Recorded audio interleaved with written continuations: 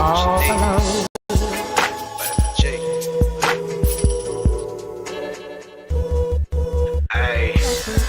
You rockin' with beats, discussing the heat in the streets. Take over the west and the east. I got what you need, a dose of this vitamin G.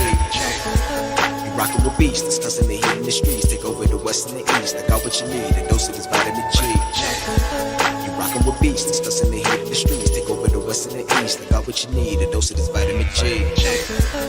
Rockin' with beats, discussing the heat in the streets. I got what you need, a dose of this vitamin G. You rockin' with beats, discussing the heat in the streets.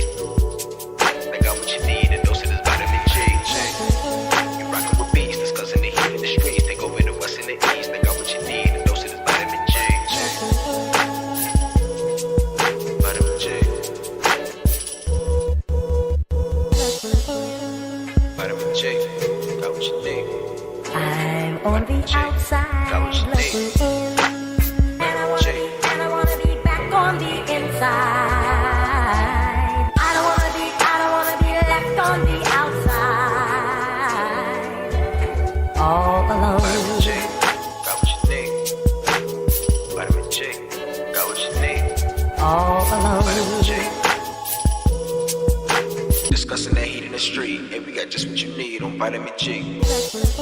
You rockin' with beats, discussing the heat in the streets. Take over the west and the east. I got what you need, a dose of this vitamin G. You rockin' with beats, discussing the heat in the streets. Take over the west and the east. I got what you need, a dose of this vitamin G. You rockin' with beats, discussing the heat in the streets. Take over the west and the east. I got what you need, a dose of this vitamin G. Rockin' with beats, discussing the heat in the streets. I got what you need, a dose of this vitamin G. You rockin' with beats, discussing the heat in the streets. Got what you need, a dose of this vitamin G. You rockin' with beats, discussing the heat in the streets. Take over the west and the east. I got what you need, a dose of this vitamin G. Vitamin J.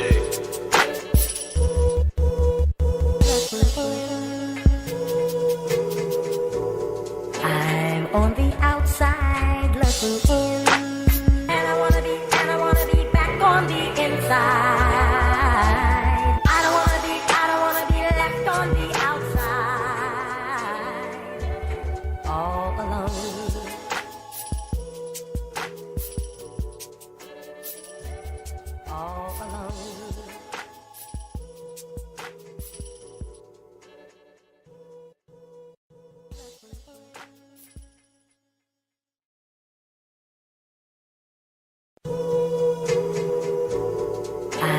On the outside, looking in, and I wanna be back on the inside. I don't wanna be left on the outside, all alone.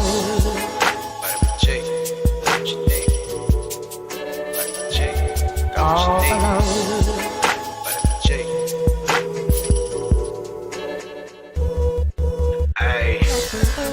Rockin' with beats, discussing the heat in the streets. Take over the west and the east. I got what you need, a dose of this vitamin G. You rockin' with beats, discussing the heat in the streets. Take over the west and the east. I got what you need, a dose of this vitamin G. You rockin' with beats, discussing the heat in the streets. Take over the west and the east. I got what you need, a dose of this vitamin G. Rockin' with beats, discussing the heat in the streets. I got what you need, a dose of this vitamin G. You rockin' with beats, discussing the heat in the streets.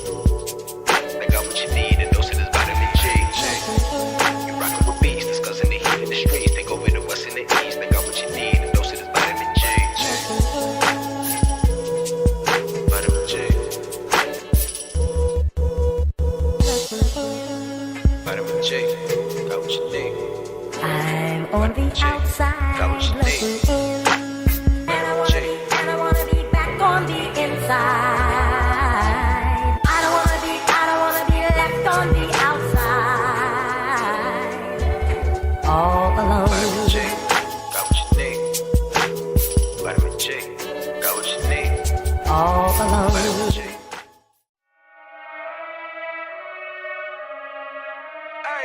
Final round. I already know how I'm coming, man. Yeah. Tryna run the town. Tell 'em no duck when they hear that sound. How they gon' come up now? Heavy as the head that'll wear that crown. I'm going pound for pound. And if it's about smoke, then we talk all of that. From an ounce to a pound. Check it, they biting this now. Cause my drip right out the seat. How could they be? Give me a couple of rounds. Cause I'm a beast when I'm on vitamin G. You see they start crumbling now. Mad struck start mumbling now. Get the gist, I ain't reaching for cloud. Plot twist, I'm the one with the keys. Clock glitz, know they look how I freeze. Different continents, I be torn. We living life, making yours look boring. See, we win at the end, it's a spoiler warning. Cause I keep heating up, I might blow the whole planet. They calling me toxic like global warming. But they keep tuning in once again and again. I'm the one at the top, just to form a warning.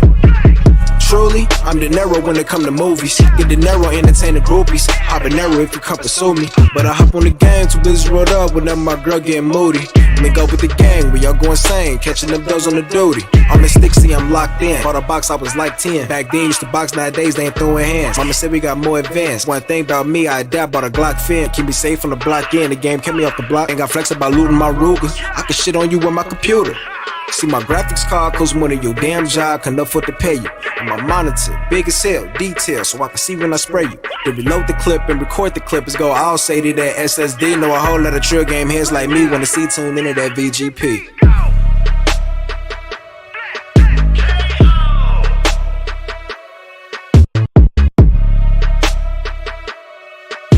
Take over the west and the east. Hey, we got just what you need on vitamin G.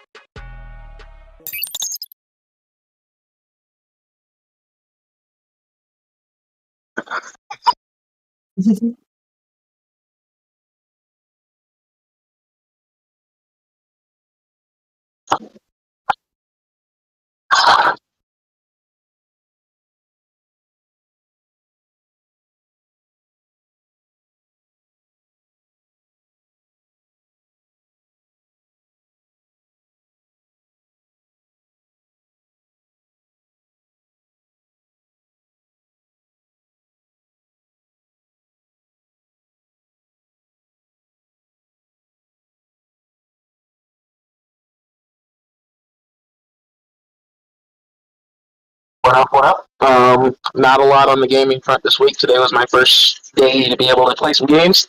Had a really fun local show out here in Denver on Saturday. That was pretty cool. Or Friday. Yeah, Friday. Yeah. What's up? Right, that's good. That's Actually, you got Juba's mixtape. Yeah, I know. And, I know. I was one of late, my- guys. Sorry about that. A friend of mine who's also probably the biggest rap artist from Denver is also on Madden 23 soundtracks. That's pretty dope. So it's good to see some hometown love it. I want to introduce you to a rapper, Jube. I'll send you a link to one of his newest songs I've been listening to like non-stop. Great fucking track. I'll put it in Twitter. But yeah, no, I'm glad that your first show went well, man. You got to send me some samples of your stuff. I'll absolutely promote it without hesitation. You know I will. Yeah, I apologize. I was not speaking.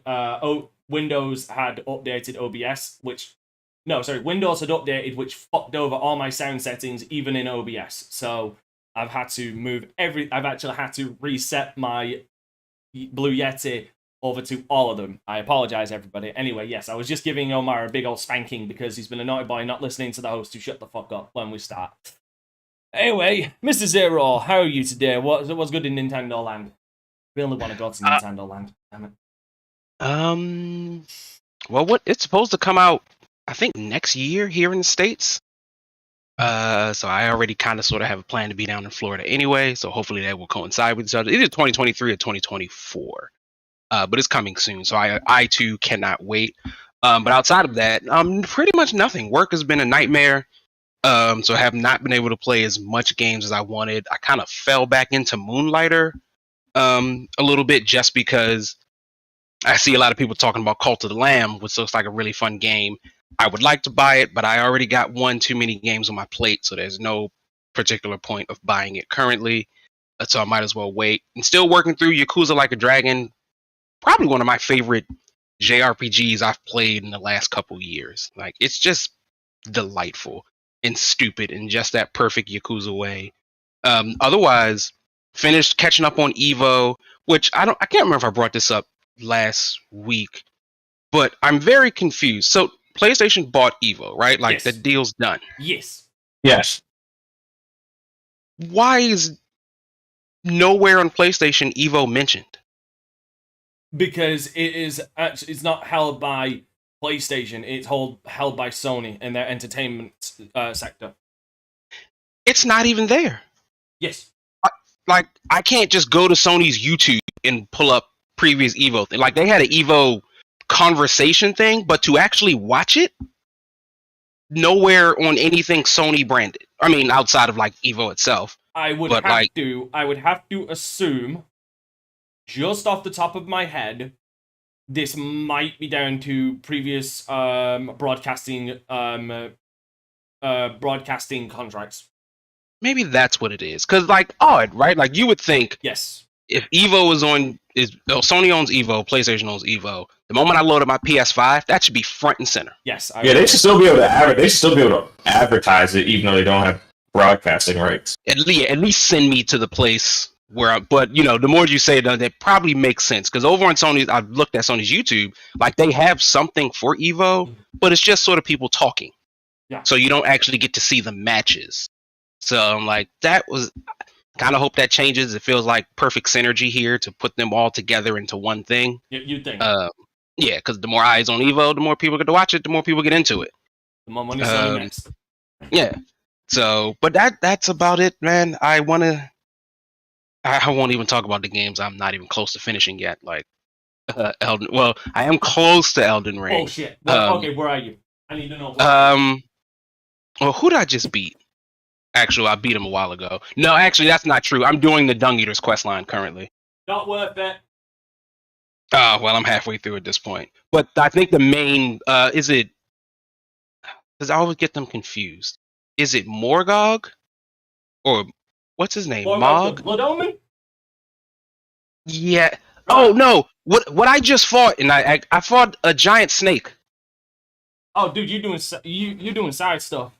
Oh, yeah, the God Eater? You gotta eat it. Yeah. Nah, he's side quest stuff. I don't believe you need to beat him to beat the game.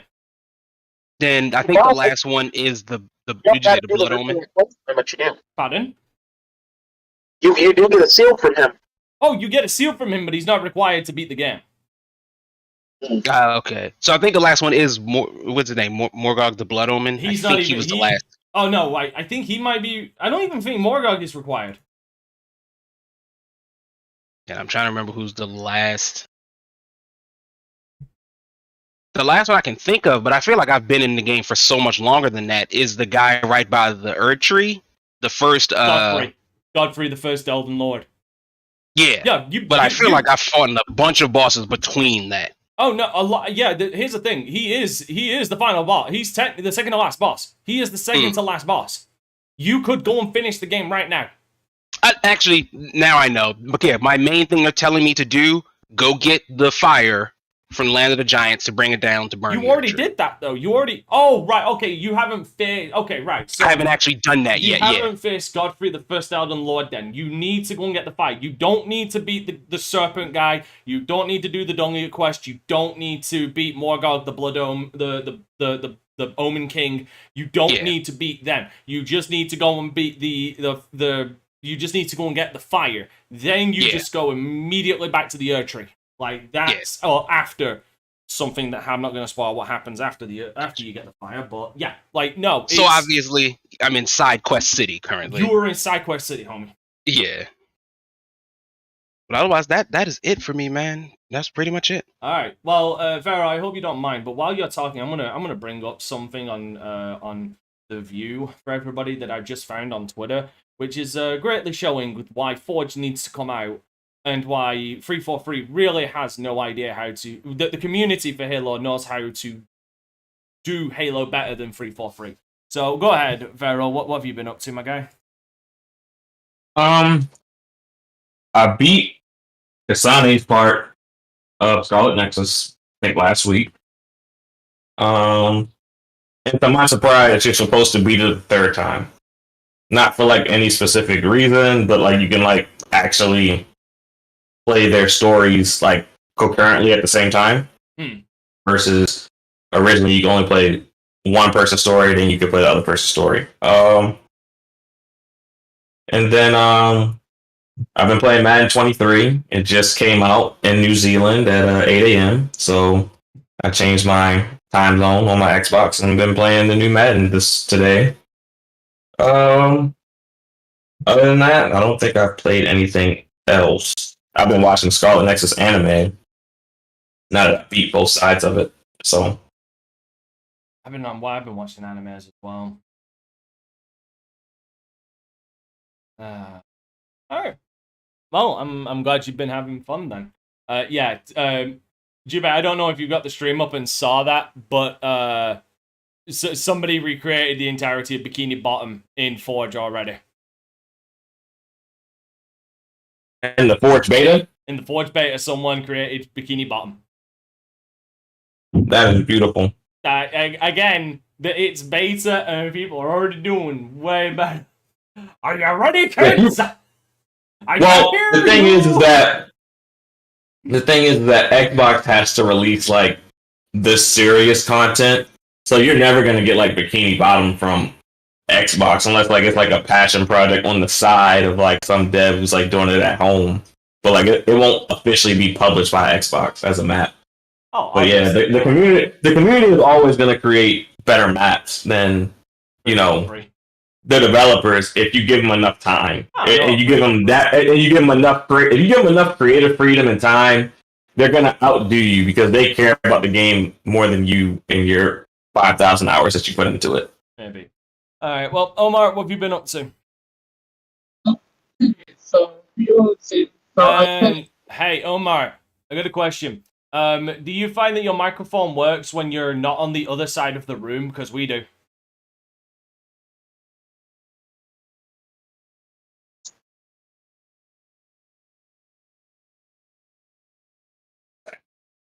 And he's dead, Jim. Just give him a second. I stand by my statement. He's dead, Jim. Nope, he gone. And he might have bought it out because he sounded a little choppy. He outed earlier. Yeah. Now I should be fine. Sorry about that. There we go. Oh, it's all good. Yeah. So I started a game called. Give me a second so I get the names right, because I had it on my PlayStation, but because I had to switch screen. Here you go. JJ and the missing. Oh my fuck.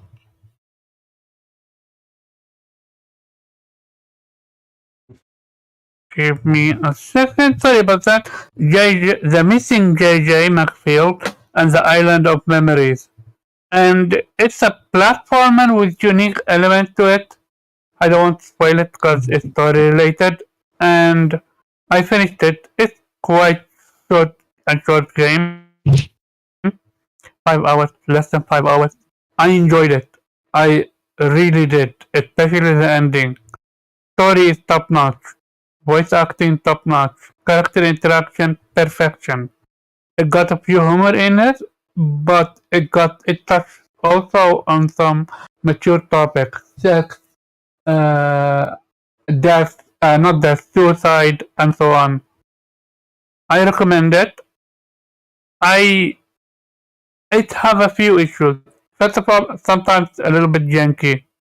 Other than that, there are times where the area doesn't load. So the next area doesn't load, so you need to load your save file, quit, and then come back, and then everything would be fine. I recommend it. I really do. Dante, you played Blasphemous, right? What? Blasphemous. Oh no, I've not played Blasphemous. No. I've played Blasphemous. I recommend it for you because I would dig it. I played that. I finished that. All I will say is, great game. Have absolutely no idea what the story is. Convoluted as fuck. Gameplay, perfection. My biggest issue is if you do one wrong move, you fuck up an entire DLC that's in the game that you absolutely had no idea about it. That's messed up on so many levels. And if you want to experience the DLC, you need to start a new game plus. A new game. Sorry about that. And then there is also another DLC that's only accessible if you play it on New Game Plus.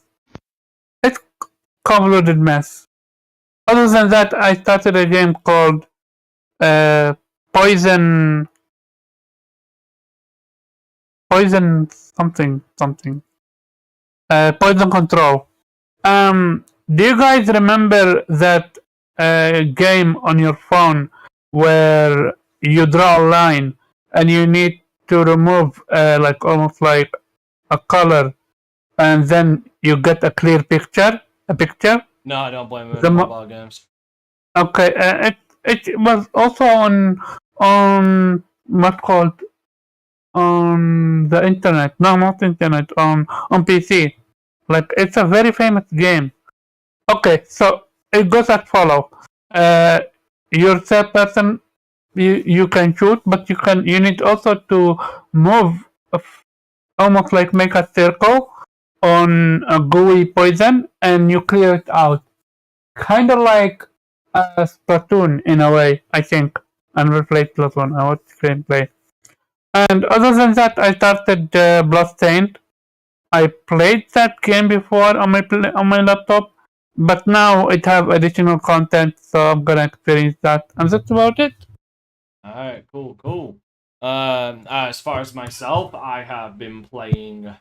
I'm not going to spoil some of the games I've been playing because it's fun. One of them I'm going to be highly judged for, but I tried to play 2 VR games, one of them being Wolfenstein Cyberpilot, was really good until Bethesda not being able to make a goddamn fucking good VR game kind of thwarted my plans on doing so because...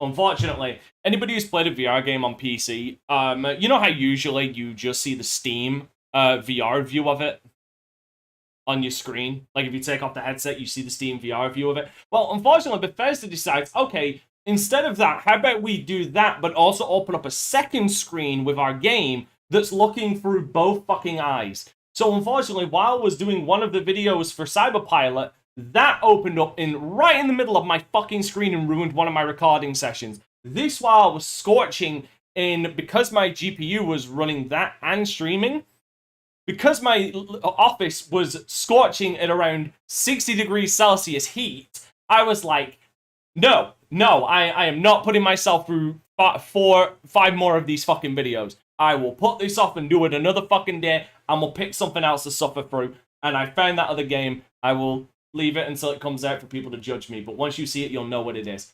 The other thing, I finished Gauntlet. Gauntlet was a lot of fun. Bulletstorm was a lot of fun. What else have I been playing? I was playing... What the fuck else was I playing recently? I've been playing a lot of games. I've been trying to get in as much games as possible. I finished Butcher. I highly recommend people go and play Butcher. It is a very difficult side-scrolling shooter, pixel side-scrolling shooter, where you are a machine created by something more competent than Skynet to eradicate humanity.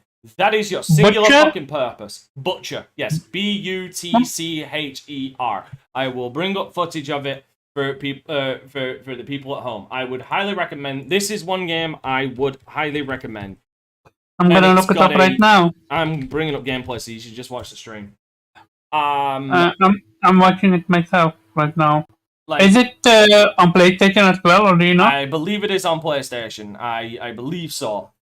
It's gory as hell, but it's that kind of pixelated game. Now I've turned around. I believe even on this, I've turned around and said, I believe a lot of games when they go pixel graphics in the indie scene, it feels like they're just using it as a crutch.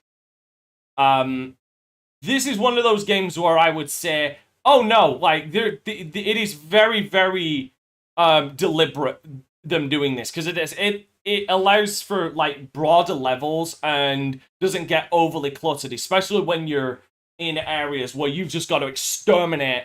And yes, they tell you to exterminate multiple enemies coming at you at once, so it doesn't get too over cluttered, if that makes sense. Like games like Undertale do it for an artsy reason, and that makes sense. But it just feels like a lot of the times indie developers who do pixel games just use it as a crutch, in my opinion. No disrespect. What do you mean crutch? A crutch, like we could take the time and effort into making this look better, like learning how to do proper skeletal animations, where it would make the game better, not just from a visual standpoint, but from a overall standpoint. But instead of doing that, we're just going to use pixel art. Basically laziness. And we're not going to do anything artsy with it. It's just going to be really fucking basic. Like, I'm talking... Basically laziness. Yeah, RPG... I'm talking RPG Maker levels of fucking... work. Like, basic. Like, this is pixel art for beginners, basic. So, why do you recommend Butcher? Because I'm watching the gameplay, nothing unique about it so far. Because, for one, the art style itself, because here's the thing, like I said, even though it is one of those minimalist ones, it's there for a reason. It's to make sure that the game overall isn't overly cluttered, because you need to focus on all the enemies coming out. One, it's a difficult game as well. Like, it's in the same vein of, like, Hotline Miami kind of difficult, though it isn't a one-hit kill. Second, there's so many fucking cool weapons. Like, oh my god, there's so many cool weapons. They got fucking railguns in this game. Second of all, you just want to go on a murderous rampage, and you want to exterminate, and humanity has just made you realize we shouldn't be given a chance anymore. Play this game, because you can just do that. And another reason, the soundtrack, dude. The soundtrack for this game is so good, I immediately downloaded the thing on Spotify. Okay, what about story? It's a very, like I said, it's a very minimalist story. Like, it takes think of a side-scrolling Doom game where you're the villain. Like, that's effectively it. Gotcha. Like, it's the story is what you, like I said, the story is minimalist. It's you are a machine created to eradicate humanity. Go fucking do that. The best way to describe it, if I was to really condense it, think of a side-scrolling Doom, but you are the villain. There you go. That's the best way to describe it. Gotcha. But real talk, I really think Blasphemous will be up your alley. Alright. It's a Metroidvania, and it got some dark element to it. Good, I like that. Like, I said I'm good with that. I'll try it out. Aside from that, started playing Persona 4. That was some real fun. But just like previous Persona games, I'm 4 hours in, and I've only just reached gameplay. Yeah. So much front loading. I mean, that's not a bad thing, but there's just so much front in it. It's hilarious. I've also been playing... I also played some Doom 3 recently. I also picked up Disgaea on PC as well, which is a RPG series I keep getting told I should get into. Which one? Oh yeah, I forgot. Disgaea, I got the first one. The very first one. Yeah, it's on PC. Interesting. It's literally called Disgaea PC. Like it's okay, and it was really fucking cheap. Like it was, I think it's still on sale. It was like $2. Okay. Anyone here played Diofield the demo? How about I finish up my intro, Omar? How about that? Sorry. Yeah, how about that? Oh no, I apologize. The discount's over. It's now back to $15. Jesus. But apart from that, I've actually been on a fucking anime binge recently. Nice. What you watching? So someone out there's gonna judge me for what I've been watching. Because everybody's a judgmental twat out there these days. So one of the ones I've been watching, which is you should not take at face value, is Harem in the Labyrinth of Another World. Do not judge it by that title. It is actually it is a bit more serious and a lot less nudity than you would actually think. Oh, thank you. A lot less Something nudity. like that. Yes, a lot But less still nudity. some nudity. There's still some nudity. I was hoping you would say a lot more nudity than you would actually think. Okay, here's the thing. Here is the thing I will say about this.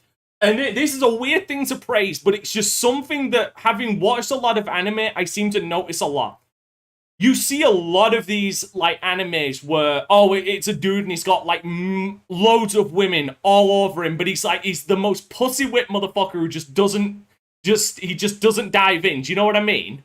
Mm-hmm. We actually have a protagonist that actually fucks one of the girls. And it's like, wow, this is a breath of fresh air, because every other fucking anime that has a scenario like this has the dude just pussy the fuck out because he's just a massive walking vagina. But The this is not... the Tenchi Muyo of every anime. What's the name of it again? It's called Harem in the Labyrinth of Another World. Here's the thing, though. Iron Blooded Orphans Gundam is like that too. Where the dude has a harem. I think I remember that anime. It's a good anime. Here's the thing. I'm actually watching the Japanese version, which is rare for me. But I'll say this. We are 6 episodes deep, and you want to know what a majority, like, I'd say 70% of the episodes have been about? Just fleshing out the world. Like, this anime is taking its time to actually build the world that it's inhabiting. Harem in the Labyrinth of the Another World, right? Yeah, that's the one. Yeah, I've seen it. Yeah, I recommend it. Yeah, yeah. Even the most pussy-whipped motherfucker we know, Omar, is recommending it. Because I've seen it, I know the character. If I remember correctly, she got... Give me a second, I'm moving right now. What else I've been watching is I've been watching Overlord 4. I watched episode 6 recently, and Jesus Christ, if anybody remembers, I mentioned it not too long ago that right now Overlord 4 feels like a fucking tonal whiplash to the previous season. It's continuing that goddamn trend. It is absolutely continuing that trend. Like, the actions that he is taking, how this season is going is honestly proof to me that a lot of the things that were done in season 3 were done almost out of character, but also for shock value. For nothing but shock value. Which anime? Overlord. Oh. Because if you remember, I mentioned in season 2, there was some bad things that were done, but there was a reason behind them. But also other reasons were he was protecting his home. But also there was actual reasons behind what he did. The problem is with season 3, there was just a lot of cruel, very malicious, evil actions. Like not even like a good evil, or a neutral evil, or a chaotic evil, whatever. Just pure fucking evil things done in Overlord 3. Where now season 4 is like 180 in his fucking character again, and showing how he was in season 1 and 2. Which just makes season 3, what he does in season 3, a complete fucking outlier. Like, it's just ass fucking backwards how season 3 now fits into the entirety of the narrative. Okay, so how is 4 now? 4's fine. I'm enjoying. We're only up to episode 6 of Overlord 4, and I'm liking it way better than the entirety of season 3. See, because even Amadeus says season 3 was just a phase. Like, but Amadeus, with how he just described it, I know he knows what I'm talking about. That just there were some decisions and how the main character acted in season 3, which is a complete juxtaposition to how he acted in season 1, 2, and 4. Like, it makes no fucking sense. Other than that, I was watching Moose and Monster, How I Live with Monster Girls, because I forgot how much the main character in that anime gets fucking abused, and it's hilarious. It is fucking hilarious how much that guy gets Which abused. one? Shit. The Revenge anime? No. Oh. It's the monster. How to live with My Everyday Life Living with Monster Girls. Monster Moo. I think it's Monster Mon. Give me a second. Is it Monster Mon or Moon? Are you? Oh, you're talking about Monster Musume. Yeah, Monster Musume. Yeah, gotcha. I rewatched that because I was like, I need to watch this again because you came up on my timeline. I was like, I forgot how hilarious it was to watch the main character just get absolutely abused. It's this one. Hilarious. This one made people question their what's called sexuality. They're fucking weirdos, is what they are. They are absolute goddamn weirdos. But yeah, there's just I've been watching the Persona 5 anime again as well. Okay. I ain't buying that shit. I ain't buying that shit for $200 fucking dollars. Fuck right off. Fuck right off. I love Atlas. I love your Atlas and I love your product, but I ain't buying that for fucking $200.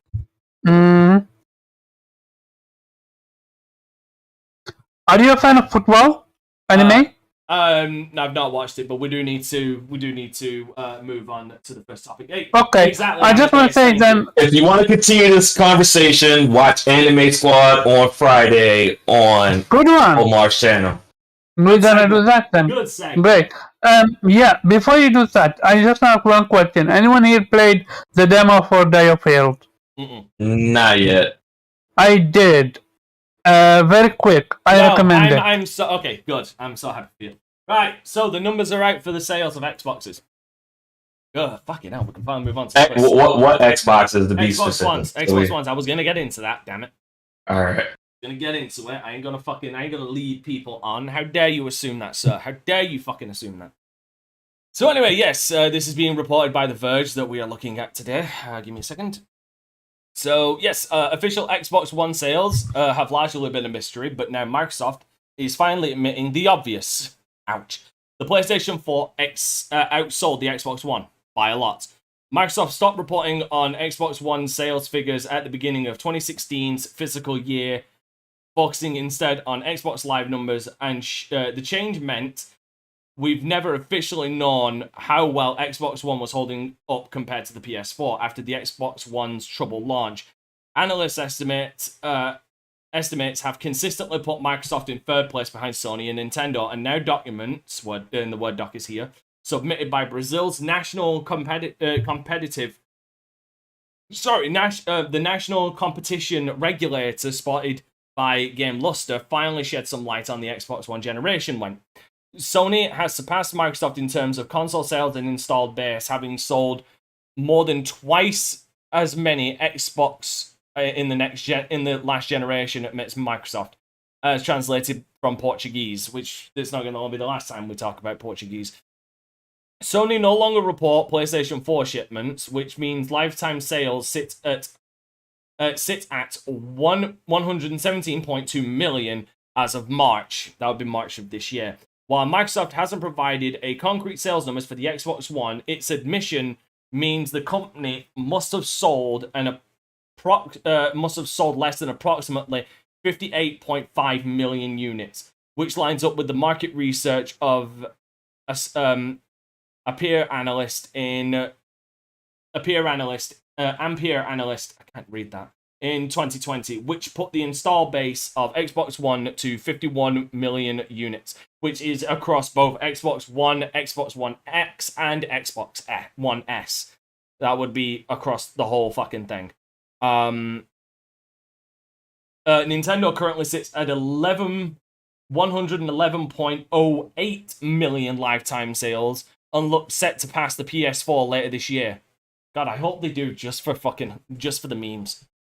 Microsoft seems to be closing the giant gap with its Xbox Series SX console, though Ampere analyst says Sony ended 2021 with PS5 cumulative sales sale through reaching 70 million units, around 1.6 the performance of the Xbox Series sales.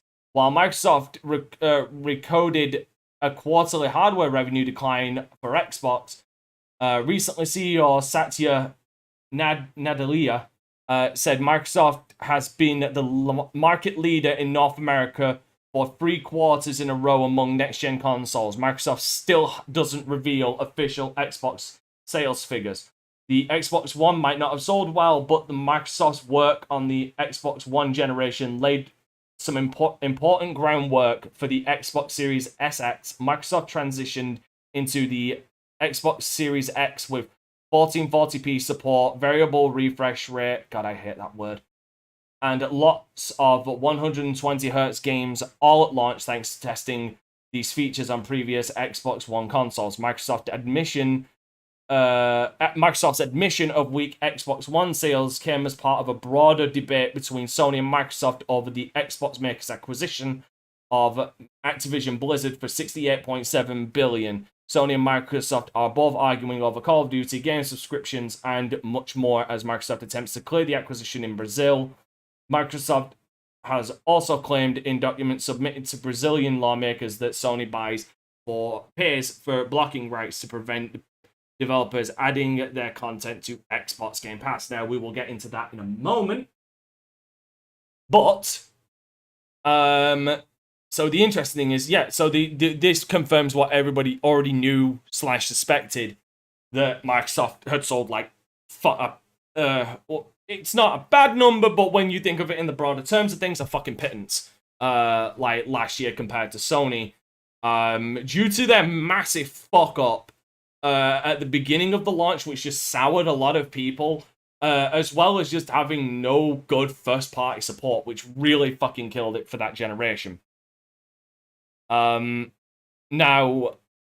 it's stated, Sony ended 2021 with PS5 cumulative sell-through reaching 17 million units, around 1.6 times the performance of Xbox Series sales. So, like, what would that have put Xbox's sales at then? If that's so 17 divided by 1.6. Give me a second. Let me do the math there. 1 second. No, what am I doing here? Let me just quickly do the math on this.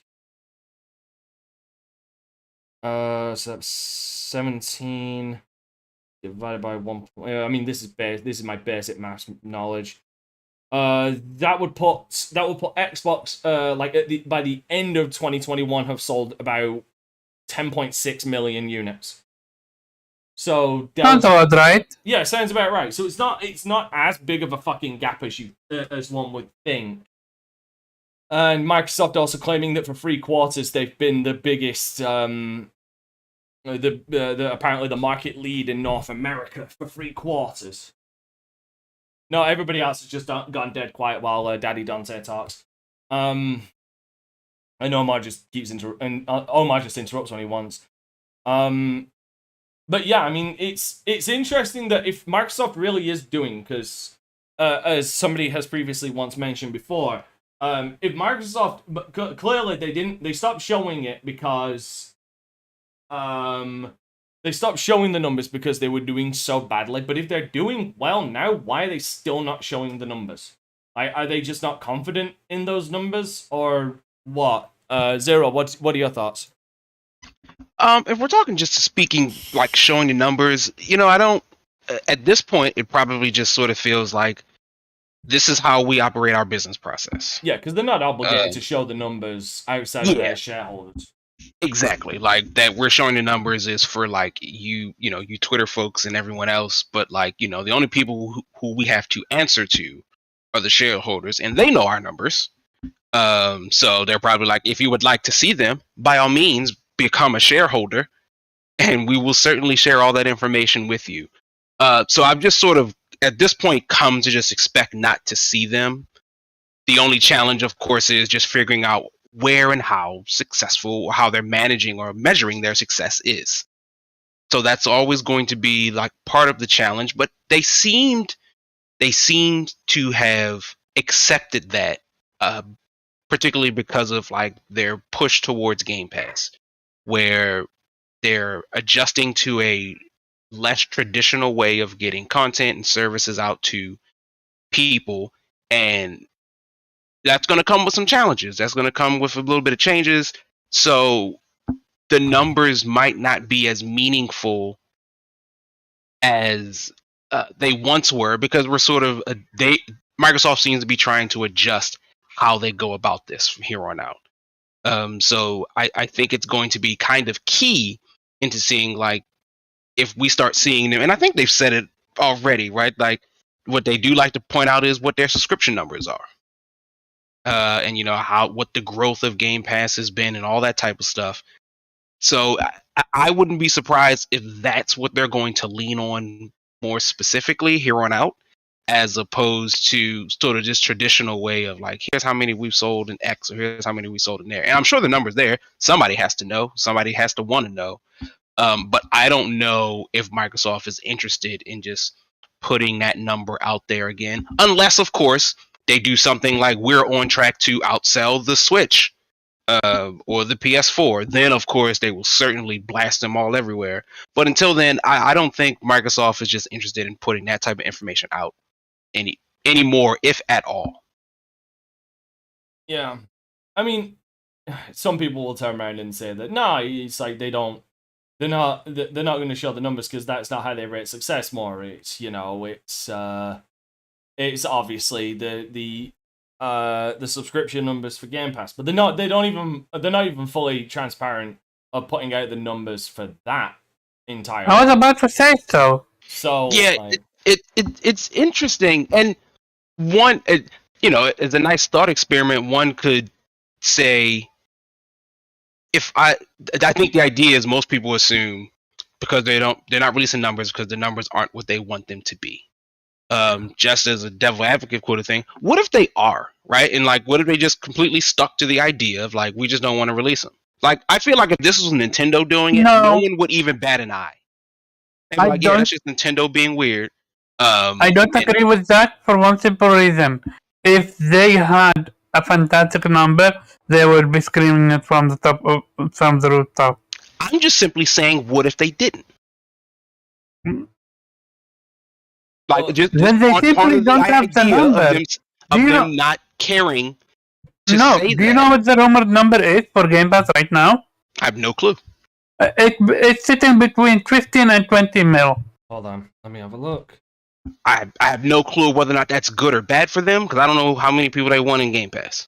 I think there were around 25 or something like that. No, they're not terribly far behind. If they're at 20, that's just another 5. Hold on. So I'm trying to find so The Verge. So according to The Verge, back in January of this year, they'd grown to 25 million subscribers, which, depending on 25 million subscribers for Game Pass. So I mean, that might have gone up or down, but that would be on track with a majority of how many Xboxes they sold, including with the PC market, because you'd also have to antiquate or inflate that with the number of people that could potentially be on it in Game Pass. So like, that number is not completely unbelievable. And I guess it falls down to like, how profitable is that for them? Or even better, even if it isn't profitable, just how much are we losing that it can be okay? If you're losing millions upon millions upon millions upon millions, yeah, we got to do something. If you're losing amount of money, what can they do? To grow game? Oh, I mean, I think they're kind of doing it. I think the clear answer is get some more of that. You got all these goddamn studios. Let's get them to work and get these games out, man. Like, 2022 is a dry year. They already have the studios. They're just not producing content. I mean, the issue is content. A dry year for Xbox. So, like, yeah, get the content out, guys. Like, you've got folks willing to buy it. Yeah, which I've said, and I said this fucking last year, and I'll say it again. We're gonna have to wait until like 2023, 2024 before like those two are gonna be the magic years where if they're gonna drop, we're gonna see it finally pay off them all them owning all of those studios. Right. And if it does, then that means whatever next generation is, Xbox should be in a like pitch perfect position to like take command of the industry if need be, right? Or like if all of these studios start putting out bangers. Yeah, the thing is, the hypothetical is if they miss next year or next year ends up being a real bust when it comes to first party games, like for whatever reason, let me, it's a hypothetical think tank out there, so no one take it seriously. It's just a thought experiment, so don't get defensive, Farrell, Jube.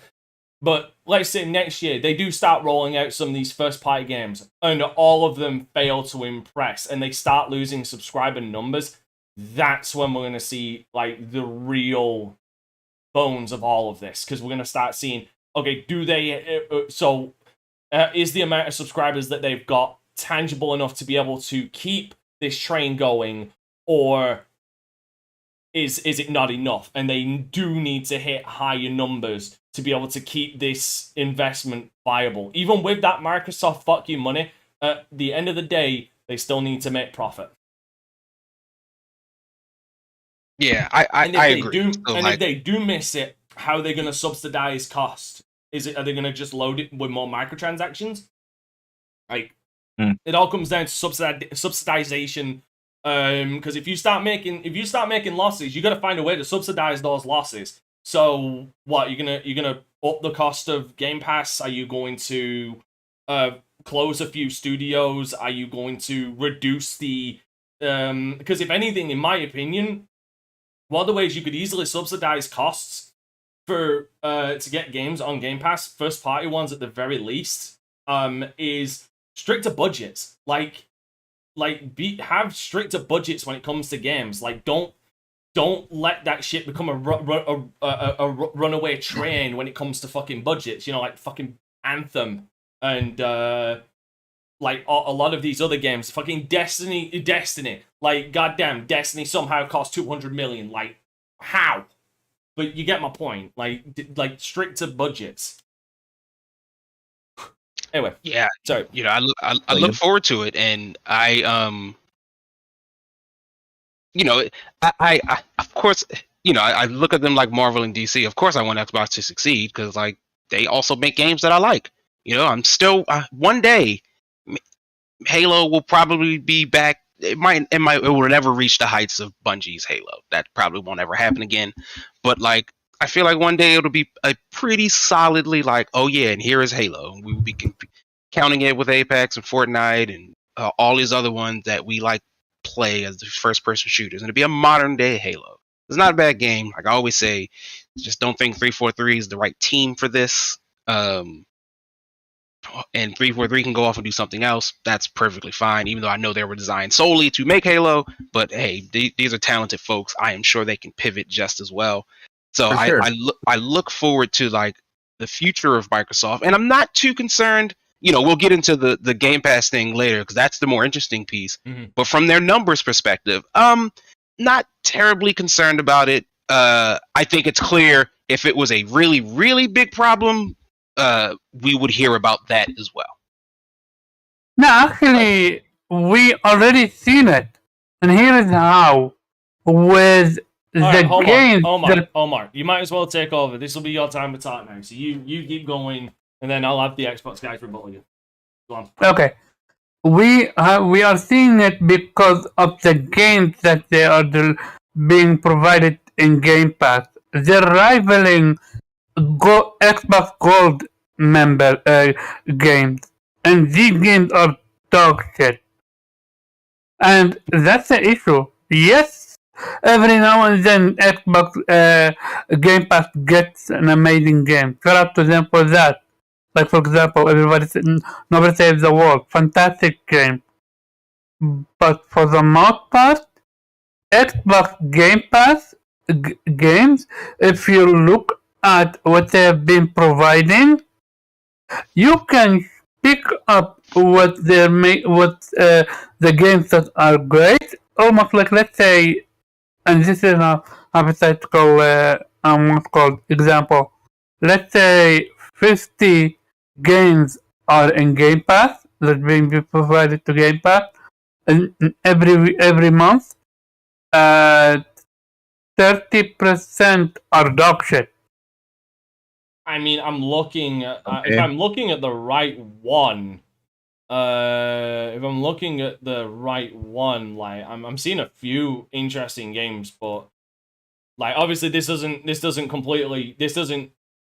thingy for me because obviously I already own some of these games, but if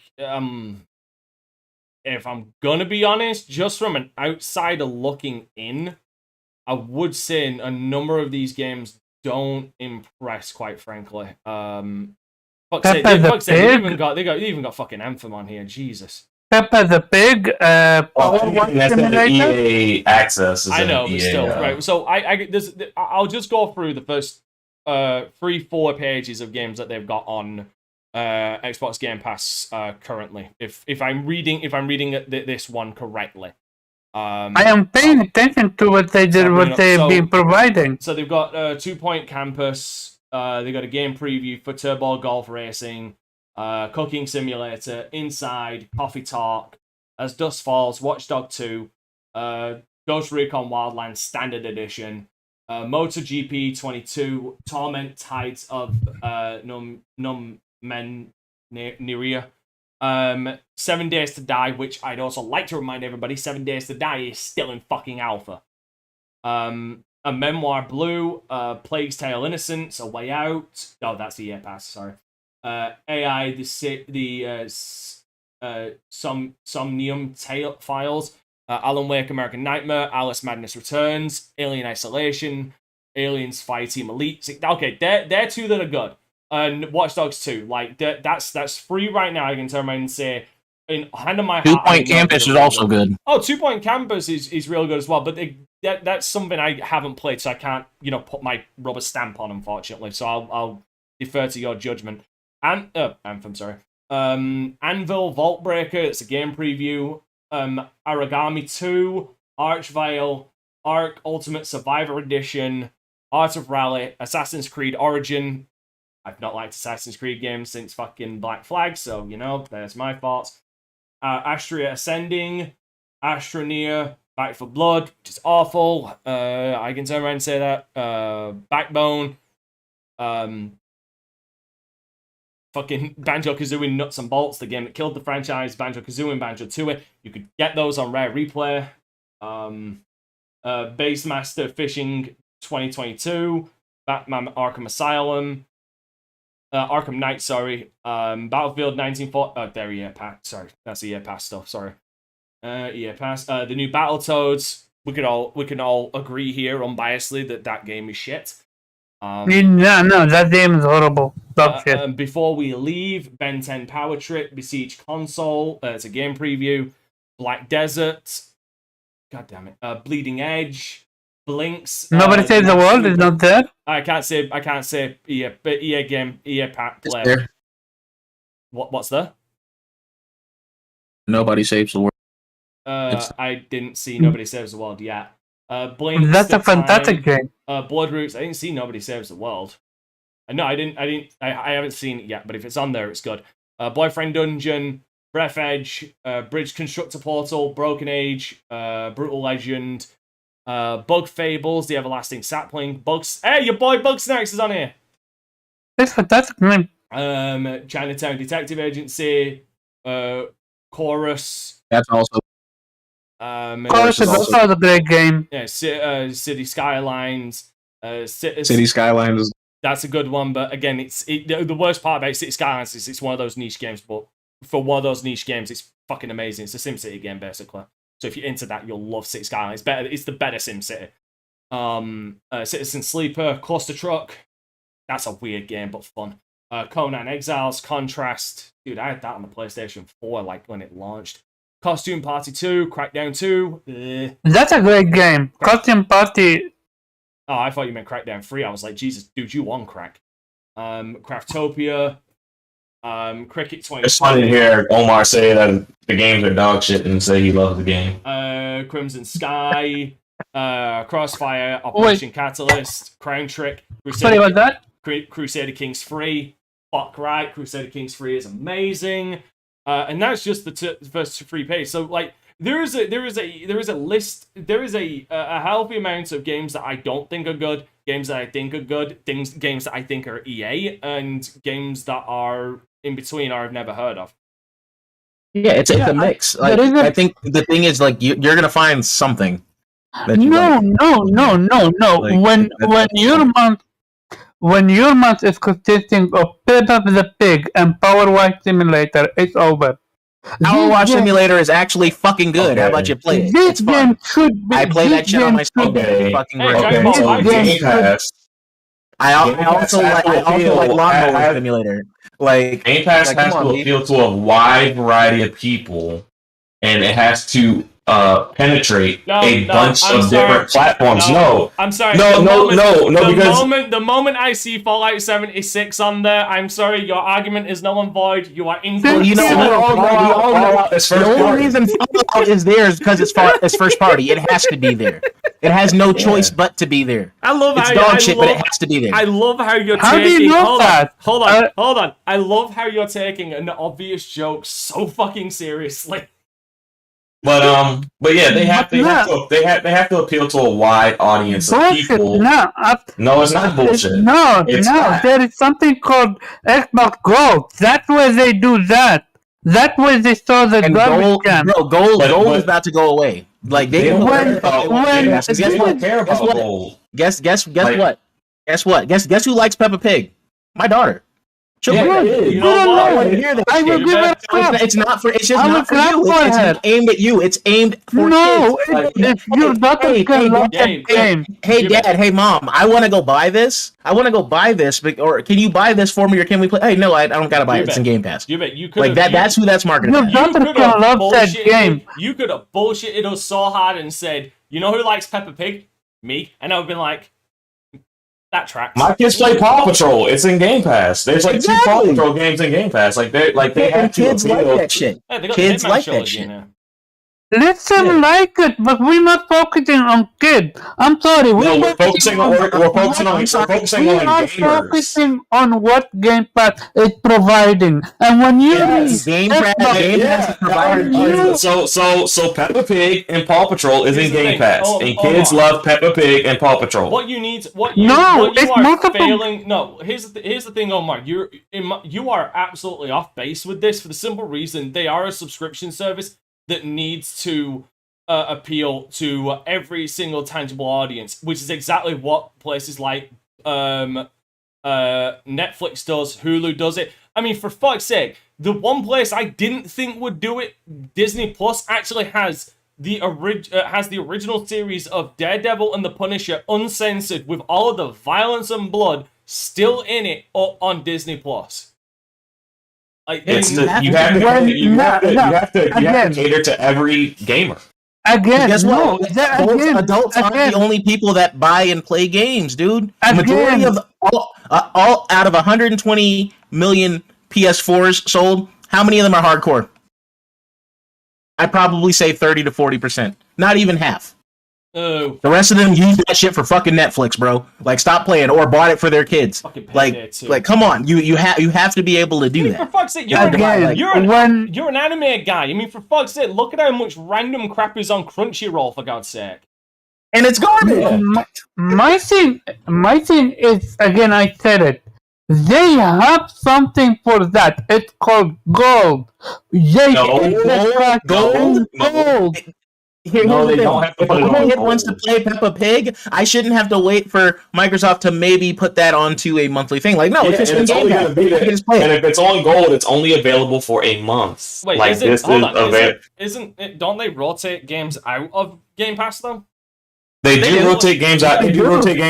But if you put a game in Xbox Live Gold, it's only available to download for a month, which means that. But if you download it, you own it. So. Okay, so you would prefer that they own those crappy games as opposed to those games be in the service, and that people who actually like those crappy games and subscribe to the service to play those crappy games every month. We are talking about the service making money or not, or if it's a profit. Having games like Peppa Pig makes money. if I'm paying $15 a month just to play Peppa Pig, like how much do you think Peppa Pig sells for at retail? Like, Would you like to know? Would you really like to know? I think between $50 and $40. It's $40 It's $40. Yeah, okay. Here's the thing. I'm not going to pay $40 for my daughter to play something for 4 hours and finish it, and I just paid $40 for that shit. Where do I begin? I mean, there's 1, 2, 3, 4, 5, 6, 7, 8, 9, 10, 11 fucking Peppa Pig games out there. Oh, fuck. There's Peppa Pig games on the PlayStation also, but I don't hear you calling those dog shit.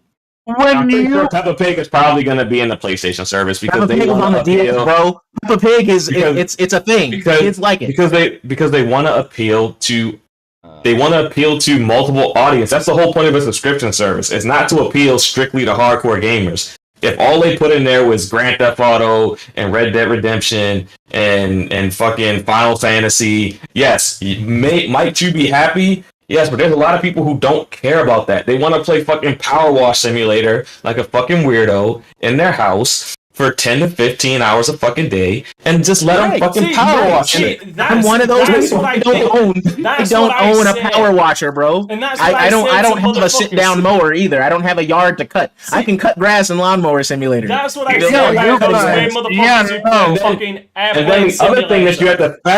And then the other thing that you have to factor in is that Xbox is on TV and mobile. So there are certain games that you want to play on the go that are not in-depth, AAA games. Yep. Like you know what's dog shit over cloud? You want to know what's dog shit over cloud? Call of Duty, Halo, Grand Theft Auto. It's dog shit over cloud. That's on them. They're the ones. It doesn't matter. That's not how I want to play it. But it's not attractive to play. No, hold up. You guys play those type of games on your phone. You guys are defending a service. I'm not defending anything. I am explaining that a service has to cater to a wide audience of people, so they need every type of game. So it's not limiting you. They're not limiting. They are absolutely limiting you. How are they limiting you? You can still buy games, can't you? You can still buy games that you want to play. It's not sub or bust. I bought Phoenix. I already bought fucking Phoenix Rising. It's gonna come to Game Pass. I feel stupid because I bought it, but I bought it already. They got my money. Dude, hold the fuck on. Hold the fuck on. Do you know how old Immortal Phoenix Rising is? It doesn't matter how old it is. It's coming into the service. I already fucking paid for it. So paying for the service gives me no benefit because I already bought it. If you didn't buy it, Omar, throw up PlayStation Plus game. Dante, can you do a side by side and see what PlayStation's catalog looks like? Hold on. Yes, I can, but I just wanted to do like an outside game perspective on what Omar is talking about. Just let me finish. So I literally looked up like worst animes of all time. And the first one that came up was something called Abinio Sisters, Coco and Mika. That's on Crunchyroll. The second one I'm going to look up is called EX Arms. That's on Crunchyroll. I'm just saying, be realistic. Like these are listed on my anime list as like the worst animes of all fucking time. Yeah, and that be that as that may, there's somebody out there that still likes them. Yeah, which is why they exist. And they subscribe to those services. Like if there was a place where I could watch Zoi's Chaotic Century, if there was a streaming service that had that, I would get that streaming service just for that one anime. So I'm looking. Hold on. So I'm looking up. Hold up. Just help me out here. I'm looking up the PlayStation Now games list, right? Not PlayStation. It's all PlayStation. It's all PlayStation Plus. Also, I can sort of already answer that as a person who has it. I can sort of already and using it off. I can answer like a lot of those games are also in there. For example, Paw Patrol is also in PlayStation Plus. Like exactly. Sure is. So why isn't that service doing shit, bro? It's there too. But this has no Peppa Pig. It doesn't have Peppa Pig. Yeah, it has Bubsy. I'm sure we'll get Peppa Pig eventually. Time. I'm sorry, Zero. Could you just tell me what really obnoxious feline that is the only goddamn fucking animal in the world that I would skin conscious free is on the PlayStation Plus network? Could you just repeat that fucker's name? Which one? Yeah, Bubsy. Yeah, Bubsy's on there. I'm sorry. What's the last? I'm sorry. What, Pat, you can bring up the Peppa Pigs. You can bring up all the kiddies games you want. What the is fact Bubsy? that fucking Bubsy is on there. I'm sorry. You lost all fucking arguments. That werewolf game, which like he ain't even a werewolf. can be fun, but it's hot dog. It's hot dog. Yeah, but shit. it is still kind of a bad game. Like All these games have awesome. been bad. yeah, when I was listening to the conference, I was just listening, and so part of it was just a little confused. Like I was just going through the Xbox stuff. Sure, Peppa Pig, whatever, but like there's still a lot of kind of cool games here.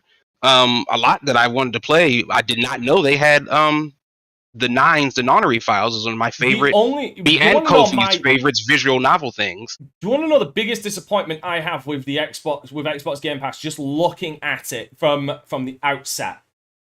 In my opinion, What? I feel like they just don't have enough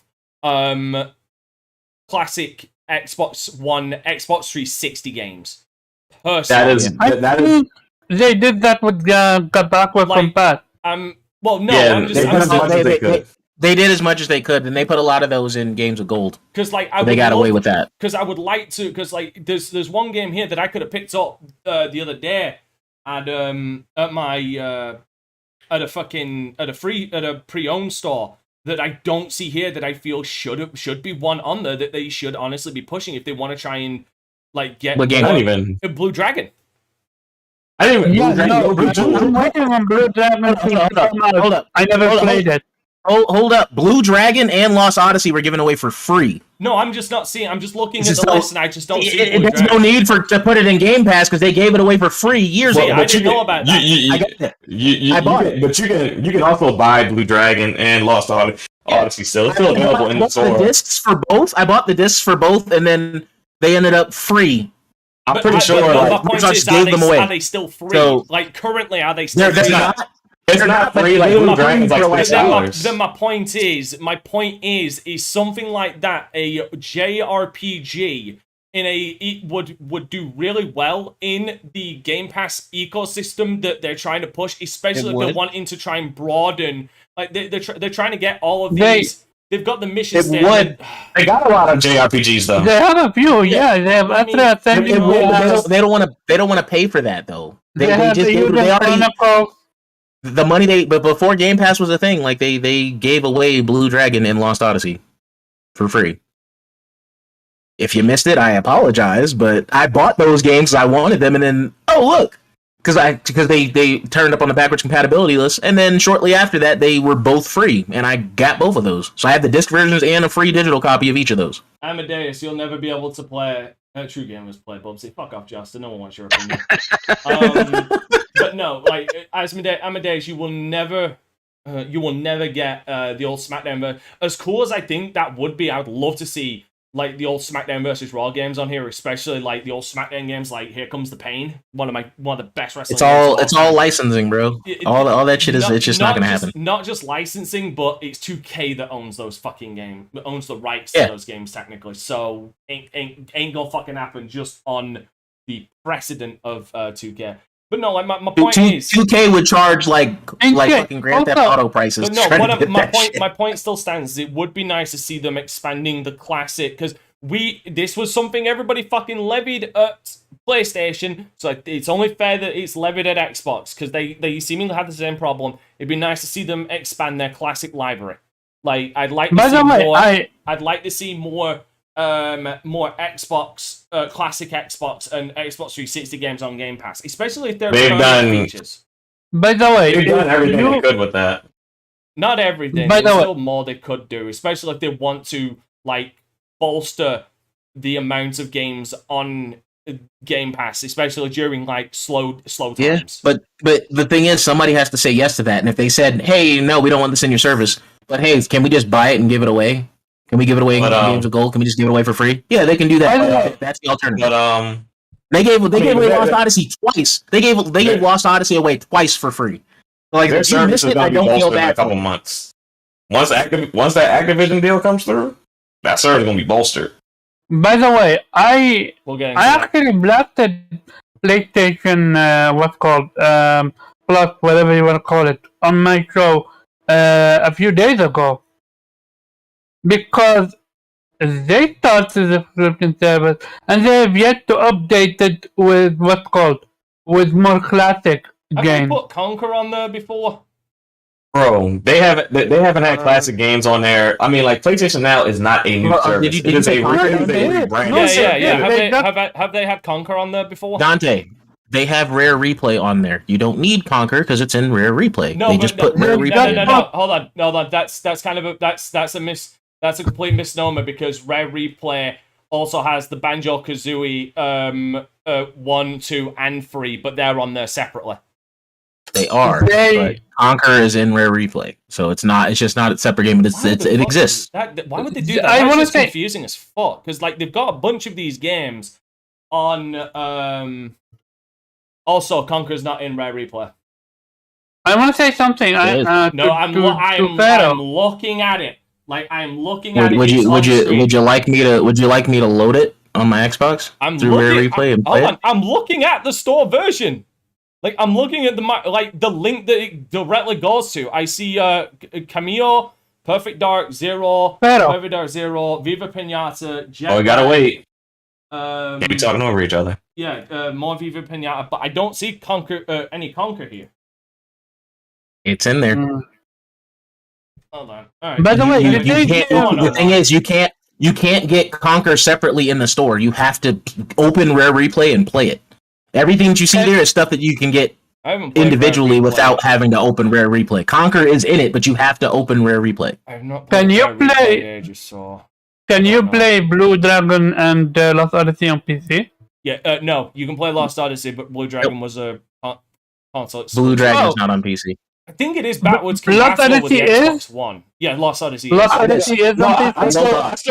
I still play Blue Dragon every now and then. I never finished it, so I just kind of like. Yeah, Conquer's Bad Fur Day is on there, but Lock and Loaded isn't. Lost Odyssey is on PC. Yes. No. Oh, it is. Okay. Lost Odyssey is. Blue Dragon is not. No. Okay. Blue Dragon was created specifically to sell the 360 in Japan. It's not on PC. People did buy it, but it didn't do crazy numbers. And the problem is it is backwards compatible though, isn't it? Yeah, that's why they gave it away for free. I can load up Blue Dragon on my Series X right now. Blue Dragon's like Blue Dragon's like $6 though. Like if you are serious about buying it, I can get it for free, like $3. Yeah, I'm sure you can. I'm sure you can on an emulator, but yeah. No, as in like I can go and buy a physical copy for $3. Yeah. Oh, okay. For sure. Which is it was pricier until once they made it backwards compatible and then gave it away for free. Like the value for it tanked. Like you can pick it up for pennies now. Which is good. That's how the pre-owned market stays alive. Yeah. I still have my disc copy. It's just I just don't need it. It's on the shelf though. Anyway, so but yeah, like oh god, I don't know how we fucking trailed off this guy. But no, like at the end of the day, they've got to they have to cater Game Pass. Even though I don't think we're ever going to get accurate numbers, we can only speculate. And like honestly, they put out accurate numbers, not every quarter, but they do put out numbers regularly. The last time we got any numbers was in January, and that's when they said they hit 25 million. But the problem is there was no like accurate numbers to that. They only said, and we don't know how many dropped now. Yeah. Hey Dante. What? This is how I see it. They're not going to announce new Game Pass numbers until this Activision deal is done. When this Activision deal lands, they're going to combine that good news with, hey, also here's what Game Pass is. All right, so like realistically, they don't announce necessarily like numbers like quarterly. They announce milestones. That's the way to put it. They announce milestones. So when they hit a milestone, they let you know, like, okay, we hit this milestone. The next one would have been 30 million, but we've heard no announcement of that recently. Yep. Yeah. And it's been over 6 months. Well, the 30 million might not be the milestone for them. 5 million. Every 5 million should be a milestone. Every double, every 5 should be a milestone, at least to me. But they haven't done it that way. They haven't done it every 5. That's what I'm saying. Like, what other topic on there? Because this topic is pointless. No, it's only pointless because you were getting your ass absolutely fucking massively handed to you. Not really, because I actually... It was on a No, because I actually... I actually fucking blasted PlayStation on my show, a few days ago. Well, your show isn't this show. Like, what you did yesterday doesn't count towards today. Nobody knows what you... No, because I'll keep it the same when it comes to what's called both subscription services. Like, when you, again, and it's even worse for Xbox because they are screwed with the whole cloud thing. Because you may said it, Halo and what's called Call of Duty are shit on cloud. Okay, so because Halo and Call of Duty are shit on the cloud, we are gonna limiting ourselves from there is a good reason why they are kind of shit. Because you need reflexes. There's too much latency over cloud for that to really matter. It's not just that. Like, it's a problem with a lot of it's a problem with a lot of multiplayer games, but it's exacerbated when it comes to Call of Duty and Halo. Is the fact that they're still using peer-to-peer servers. They're not using like hard servers like Battlefield has been using, there's an actual server you can tangibly see, like, oh, this is the ping and this is the latency and shit like that. No, they're still using like quick match peer-to-peer servers, which can at a drop of a hat just go absolutely tit side up. Hence why when you're in a match, sometimes you'll see guys fucking teleporting, like they mastered instant transmission from Goku. Yeah, it's awful. Like, I don't have fun playing Halo on cloud, and that's fine. I don't want to play that on cloud, and that's okay. There are other games that I can play on cloud that aren't as, like, where latency and accuracy don't really matter. All right. Well, speaking of accuracy, everybody, in my opinion, should take this with a pinch of salt, but also some speculation, because we'll have to see when the actual full documents come out. At the end of all of this litigation. So, in a lengthy document submitted to the Brazilian government as part of an investigation into Microsoft's acquisition of Activision Blizzard, Microsoft has claimed that Sony pays developers... Virgin Interactive? Yeah, Virgin Interactive. Yeah. Dude, they okay, we are reconnected. I do apologize, ladies and gentlemen. My internet died. We have thunderstorms happening over in the UK due to a lot of hot air and cold air collision. So I do apologize for the watchers for that short break. But yeah, no. Virgin Interactive actually published Resident Evil here in UK, like the very first Resident Evil. And they made Cool Spot. They made Cool Spot, and they also made one of the best McDonald's games ever, McDonald's Gladiators. Okay. Anyway. Oh, just a quick one. Maybe put a disclaimer because you're freezing every now and then. What? No, I'm not on my side. That would be you. Yeah, he's not. He hasn't frozen since turning back off, coming back. Oh, okay. So that's on your side. You just can't handle my bandwidth, bro. Not with my new internet speeds. Right, so just let me just grab the chat again so I can refresh the chat. Okay, so going back to what I was saying, sorry about that. So yes, I don't know how much you guys missed, so I'll start from the beginning. In a lengthy document submitted to the Brazilian government as part of its investigation into the Microsoft's acquisition of Activision Blizzard, Microsoft has claimed that Sony pays developers blocking money to prevent games from appearing on Xbox Game Pass.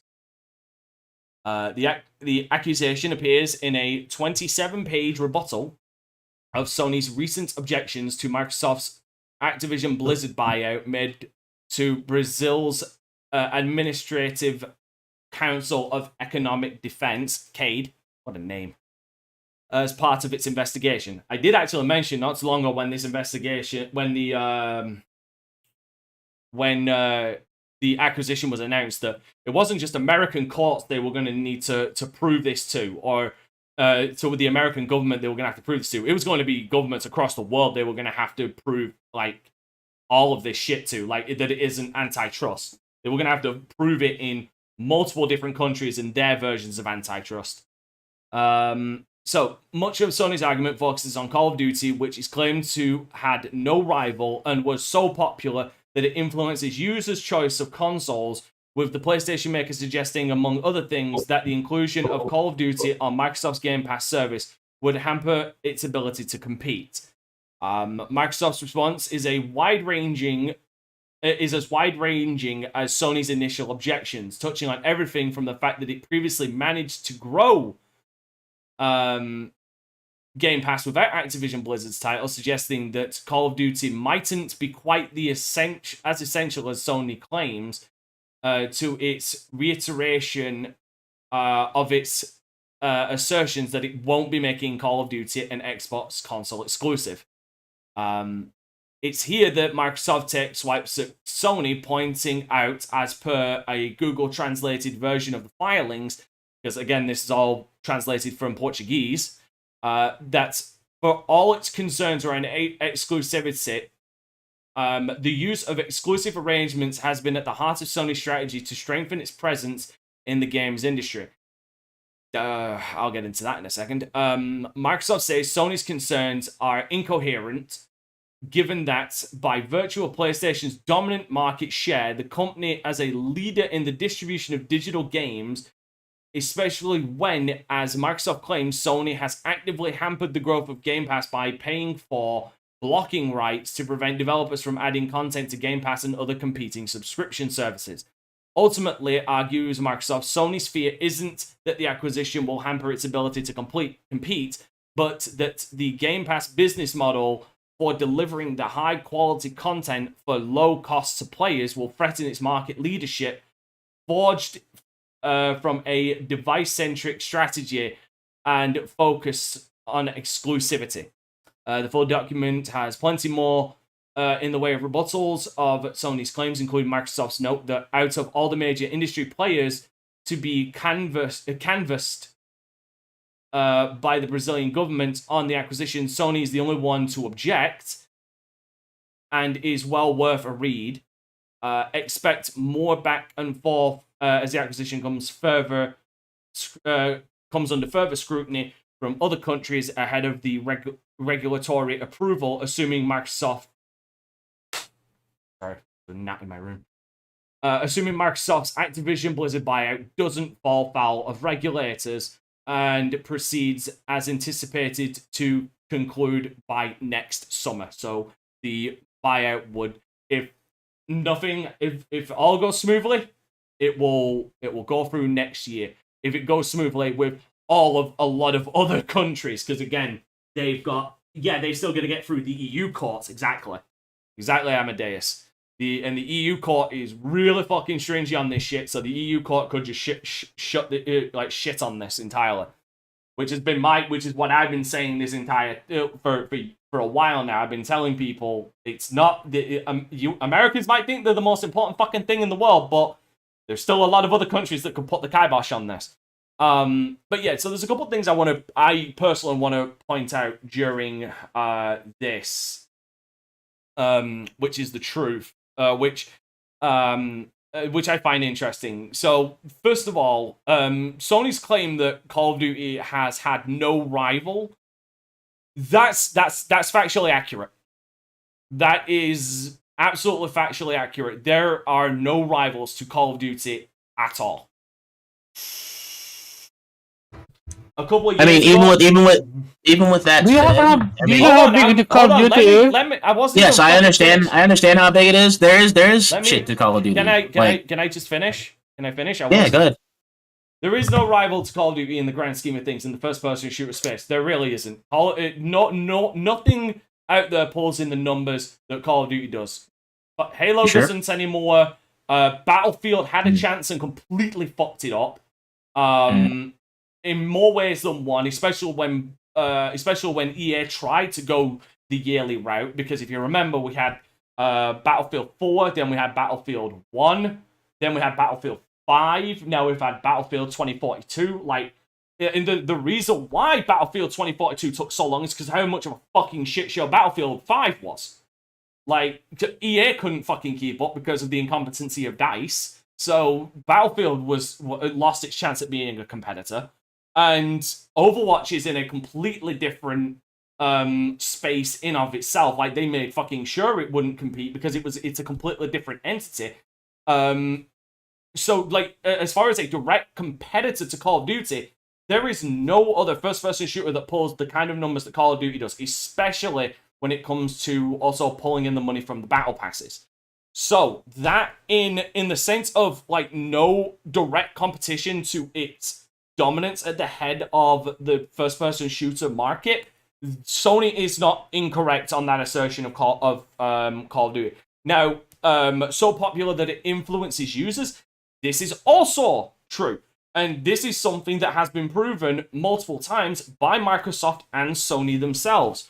Because if you remember a long time ago, if you remember back during the 360 and PlayStation 3 era, PlayStation, or was it PlayStation or was it Xbox that had the early rights to the DLC? Xbox did. Xbox had the early rights and bought the early rights to the Call of Duty series because it was such a console mover. Even for them, it was moving consoles. You forget Call of Duty 3 was an exclusive. Of course they would. Exactly. So it does influence. And same thing happened during the PlayStation 4 and Xbox One cycle. Because the thing is, Sony still... Let me finish.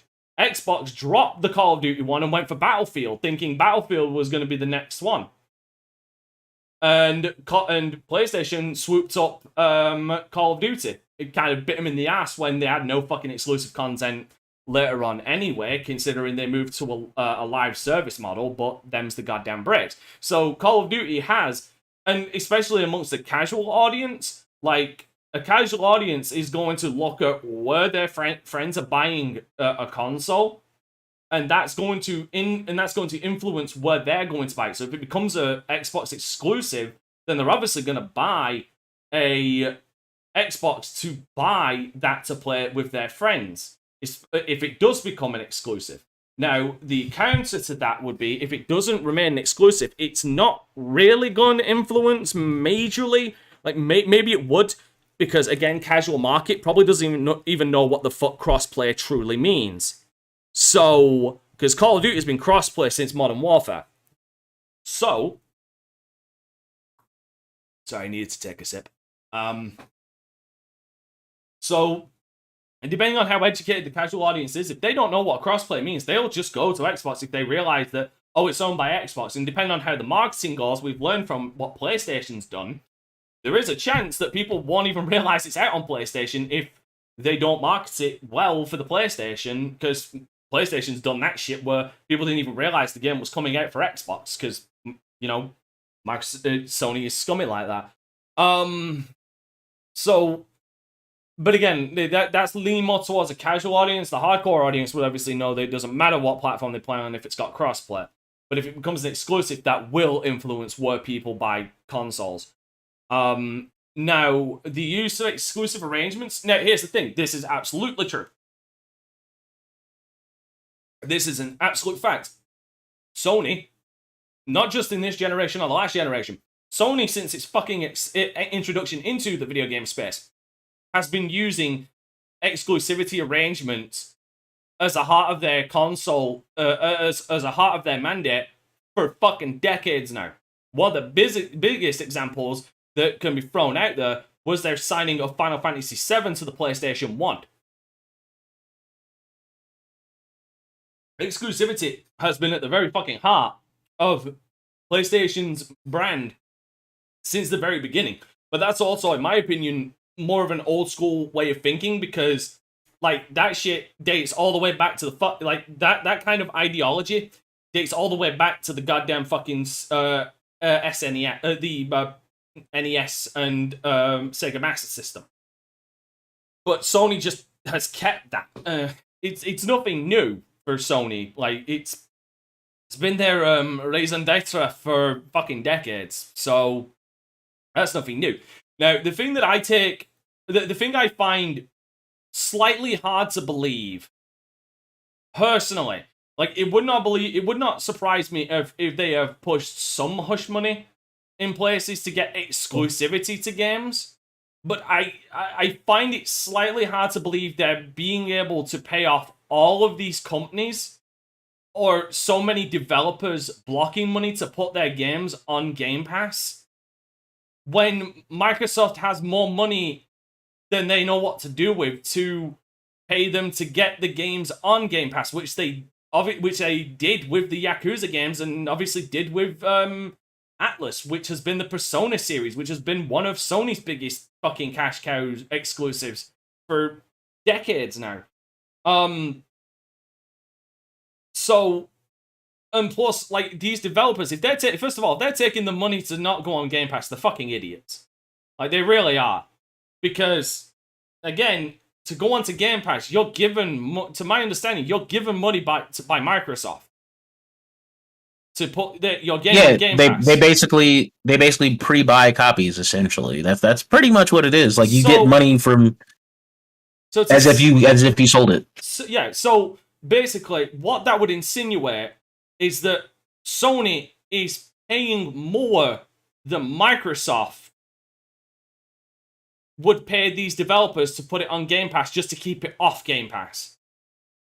And somehow I just don't feel like that's happening. Like, again, you gotta, again, that's what this is basically what this is insinuating. Like, no developer is rightfully, unless they're absolutely bitch made, they are not just gonna take the Sony money. Like, unless Sony is full on blackmailing them and threatening them with never being able to put a game on their console ever again. But it's saying they're paying for blocking rights, so it means money is being exchanged. They'd have to be outbidding what Microsoft is bidding for some of these games. Like, and the biggest problem is we don't see any examples of like games that Sony has been doing with this. It's a very blanketed statement. Like, no examples have been made. Let me finish. Like, let me just get my points out because I'm going to move on to other people. Like, again, I'm going into this with a speculative mind, and I'm willing to acknowledge that possibly some hush money has been paid. Like, for example, I don't know if the Final Fantasy games or the ones that are coming out for Xbox are going to be on Game Pass. I don't know if they're going to. Well, we know that prices for it. It's not day one at least. But you know for absolute 100% certainty, as in it's come from the word of God himself, that that's coming to Game Pass at some point. We don't. That's what I'm saying. It's not a Game Pass like day one drop. So what I'm saying is maybe one of the things they're saying, one of the examples of they're saying they're paying for blocking rights is that Sony has paid Microsoft for paid Square Enix exclusivity rights that it can only appear on consoles and not subscription services or something like that. That could be what this means, because again, to imply otherwise would assume that somehow Microsoft is being outbid by fucking Sony, which, as we've all agreed, is fucking impossible. Final Fantasy VII is in PS Plus. It's in a subservice. It's just not in the Microsoft subservice. It's not on a Microsoft. It's not on a Microsoft. Wait, hold on. We're talking original or brand new? Or console. The remake, and Integrate. They're both on PS Plus, but they're not on Xbox in general anyway. So like that's So it's not that it can only appear on consoles and not a subservice. No, it can appear on a subservice. I'm not talking about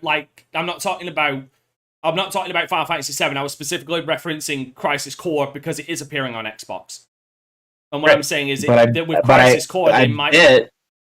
It's going to show up on PS Plus. It's not going to show up on Game Pass. We'll have to see.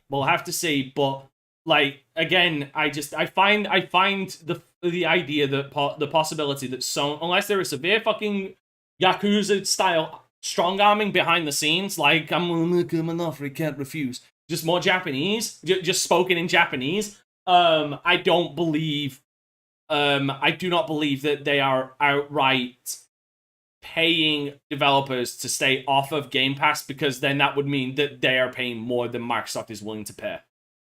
It's not that they're paying more. You also have to think they are. I'm pretty sure waiving that install base around, and we know now Microsoft's install base for Xbox One was less than half of what the PS4 was. Like, so if we're going by that, like the two numbers do not correlate. So Microsoft would literally have to pay them to cover all of PlayStation's base. Like that's ridiculous. Before you three start, I'm going to go with the calm before the storm. Zero. What are your thoughts on everything I spoke out? Well, I think this was the curious one for me. I think this is the most interesting piece from the whole thing, outside of Microsoft being a little, for lack of a better term, bitchy, saying like if PlayStation wanted to, run their service better, they should put games day one, like we do. But I think. Go ahead. No, and they only said that because PlayStation said it was complaining that Microsoft has, a large part of that sub-market. I'm like, well, you would too. And you're like, come on. If y'all put it on day one. So like, it will always be funny to see like 2 million billion corporations like throw being little petty bitches, throwing handbags. They're throwing fucking handbags. It's literally the Spider-Man meme plus yes, yeah, that's exactly what it is. Pointing. The only so thing it's we're like missing is Nintendo. By the way, this is another thing. Sorry to cut you off, Zero. That was another thing I actually took issue with when it came to this statement. Was Microsoft turned around and saying, out of all the industry major players, Sony are the only ones to have objected. First of all, that should come as no surprise, because quite literally, you're the only other fucking console manufacturer out there. EA doesn't give a shit because EA is EA, right? They've got their own shit. They don't make consoles. They're not in direct competition with you. They still sell their numbers. Fucking Ubisoft, same goddamn thing. Like, nobody else but Sony would say, it's not even Nintendo would say anything like this. You know why? Because how long ago was it that a goddamn fucking Call of Duty was on fucking Nintendo? But they mentioned Nintendo because they said Call of Duty isn't on Nintendo and Switch sells just fine, so it's not. Exactly. But that's also because Nintendo hasn't had a Call of Duty since literally the Wii U. No, it's true. The last one they had was Black Ops 2. Yeah, which, like, to their point means, like, and the Switch is... You can survive without it. Yeah, you can survive. Not only can you survive, you can thrive without it. If the Switch is any indication. Sony, you tough, right? You'll be alright. And Dante, you're also, like, when they say that, like, Call of Duty has no, like, rival, I don't buy that, because Call of Duty sales numbers have been dropping. Regardless, they was such a juggernaut at one time, but every subsequent iteration has less sales. It is a juggernaut. You will see a dramatic difference. But Vanguard isn't doing Cold War numbers. Cold War numbers definitely aren't doing the game before that's numbers. Like, okay, it's not an upward trend. Modern Warfare 2 going to do numbers, B. Yeah, no. Modern Warfare 2 is absolute. It is going to do numbers for sure. Like, I'm not saying it won't. I'm talking about not remade fucking game, because even the Modern Warfare 1 did numbers because of what it was. Yeah, like, but and then you still have shit that, like, Fortnite. Call of Duty would not have Warzone if Fortnite didn't exist. And you have to factor that in the Call of Duty sales also, is that if it's not the Call of Duty that I want, I still have Warzone that's getting updated regularly. I'll just play that. Which is free. And exactly. And also, it's free to play, but you pay for content. And it's free, but I'll still give you money. If you're a hardcore Call of Duty person, you're buying that extra content. Here's the other thing as well. And believe it or not, this is something my completely non-gamer sister plays. Shannon, she plays fucking Call of Duty Mobile, which trumps all of the fucking games when it comes to revenue. Yep. Yeah. But who do we think realize that Microsoft's whole play for Activision is honestly for their mobile division? They want that's where the money. That's where the money is it's going to be in the mobile. It's not necessarily going to come from the console space, because they are where they are in the market. But that mobile space, though, something that they can't touch because they don't own their own phones and shit. Owning games, getting the Candy Crush money, getting Call of Duty Mobile, getting all that mobile money. That's where the money is. Jubed, there's something I just want to point out for just for everybody, just for the peanut gallery and everybody, so you are aware of this. Just so everybody is aware, usually, and this is a trend which has only been broken once or twice before. The Call of Duties that you most normally sell the most have been Infinity Ward Call of Duties. Yeah, that's fair. The Call of Duty, the Infinity Ward Call of Duties have always sold more predominantly than Treyarch's Treyarch's games and Sledgehammer's games. But at least with Sledgehammer, there's a reason why. It's because they're shit. But the only one that ever really bucked that trend was Black Ops, and Black Ops is one of those fucking outliers where it outsold fucking Modern Warfare 2 by just 100,000. Yeah, but Black Ops 1 was huge, bro. I was all over that shit. Black Ops is the highest selling Call of Duty game ever made, but that's why it's the outlier, because it sold 30.72 million copies. That was only 100,000 more than what Modern Warfare 3 sold. And then if you continue on backwards, it's just Infinity Ward, fucking nothing but Infinity Ward, and it's mainly fucking Modern Warfare. And then you start going into some of the other Black Ops and then World at War. So Infinity Ward's Call of Duties have always sold more. And thing is, though, is Cold War actually is one of the highest selling Call of Duty games ever made, though. It's number 15 right now. So it did make money. Just the thing is with the problem that kind of stuck with Treyarch with that, because Cold War is effectively, because if I want to play fucking defense here for Treyarch, because I do actually respect Treyarch, Call of Duty Black Ops Cold War was a rushed game. It wasn't actually meant to come out, because it was actually meant to come out the next year.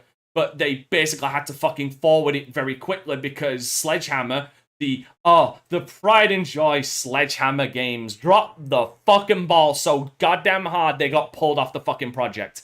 And Treyarch was bought in. And they basically made Black Ops fucking Cold War.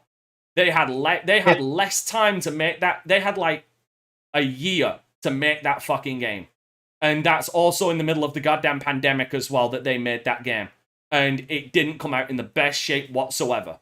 So, and then you have Sledgehammer, who, God bless them, they are a train wreck that just they are a perpetual fucking train going in slow motion that you can see colliding with a fucking mountain, and you just can't look away because you know at some point it's going to fucking hit that wall and it's going to look spectacular, and I just can't wait for it to happen. Bought out fucking Vanguard, which basically bastardized World War II with some shitty skins that gave us a goddamn meme machine called Jonathan Ferguson just wincing while looking at a fucking drum mag fed M1 Garand. Why? And a fucking Tommy gun, which was literally about yay fucking big. With a fucking with a Tommy gun with a 1-inch fucking barrel. Just why? That is why Vanguard failed. It's trash. It's trash. That is why Vanguard did not do numbers, is because Modern Warfare hit such a fucking high. It revitalized the fucking Call of Duty series. And then motherfuckers just kept fumbling that ball. And all we can hope for is that Infinity Ward can keep that momentum going into Modern Warfare 2, even though I've publicly said I will not buy it unless it reviews well, because it's fucking Activision Blizzard. And we know what Activision Blizzard's been up to recently. Anyway, I pre-ordered it. I can't. You fucking traitor! You fucking bitch! You absolute sheep! Zero. Please continue your thought. Please continue your train of thought, please. I mean, I think you guys are right. Like, and what it comes down to, it's a battle of technicality, especially when things like this. It's technically correct, so I can sort of make these statements, because you can be technically correct in saying like, there is no true competitor to Call of Duty, only because if you technically lean into it, it's like, who else in this very specific first-person shooter space can be a part of it? Because you can say Fortnite, but Fortnite is not Call of Duty. They're two kind of entirely different games outside of being shooters. Outside of being not even that. Outside of being battle royales, that's it. Yeah. So, it's like, all right.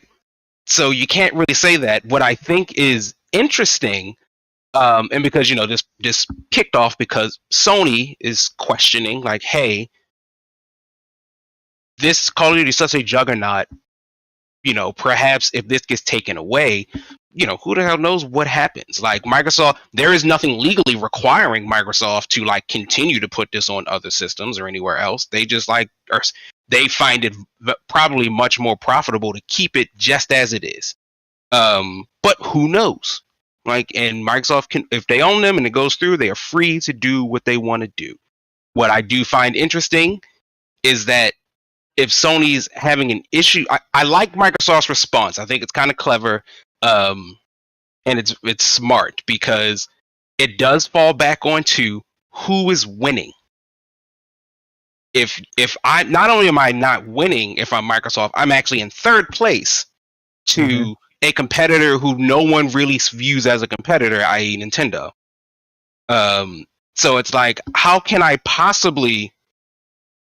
this deal possibly be unfair if I'm in last place? Like, if nothing else, I am trying to catch up. Me. Yeah, I am trying to catch up to the market leader, who's only proudly stated they're the market leader. Everybody loves to say they're the market leader. And there's a bunch of articles talking about, oh, we got so many sales and profits and blah, blah, blah. Right. So, and it's this interesting look because clearly I think we all see where Microsoft is at least trying to go in the future, and that is with this subscription model, which I'm still a little leery of because I don't want things to come on a subscription and then there's no way for me to have it. And it might take a long time for that to happen, but I don't doubt it would happen because it's happening now with some actual video streaming movies. Yeah, it's happening with only movies. get them in certain places. All right, no, Zero. Let me throw out another one. Another comparison of what would have been a direct competitor. If they come out at the same time while it was at its height. Well, technically it was because you had Call of Duty Blackout at the time. And they're very, very, very similar, though one of them is a bit more realistic. A more apt comparison would have been like Call of Duty's Blackout and PUBG.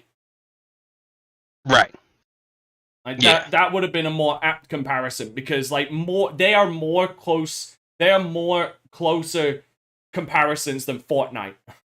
Yeah, absolutely. So what we're seeing here is, and there was a line I'd noticed. I think they say the usual resistance from the traditional incumbent towards the merits of the competition from disruptive agents.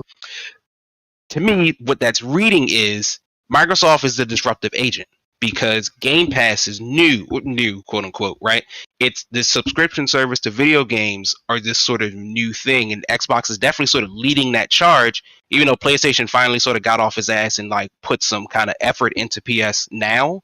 But as a person who's had it for quite some time, it wasn't until fairly recently that PS Now was like seemed to be a thing in Sony's attention. I'm sure they knew it was there, but similar to how Nintendo seems to like forget things are there, it just PS Now just didn't seem to be like, it wasn't propped up, it wasn't talked about, it wasn't advertised very well. It was a service that they had, and like if you want to use it, you can use it, whatever.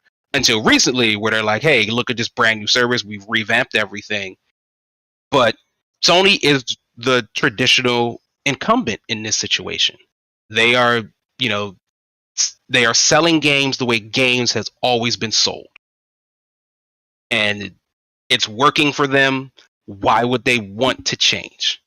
They can still make excellent content. They can still upgrade everything, but they have been winning for a very long time now using this model.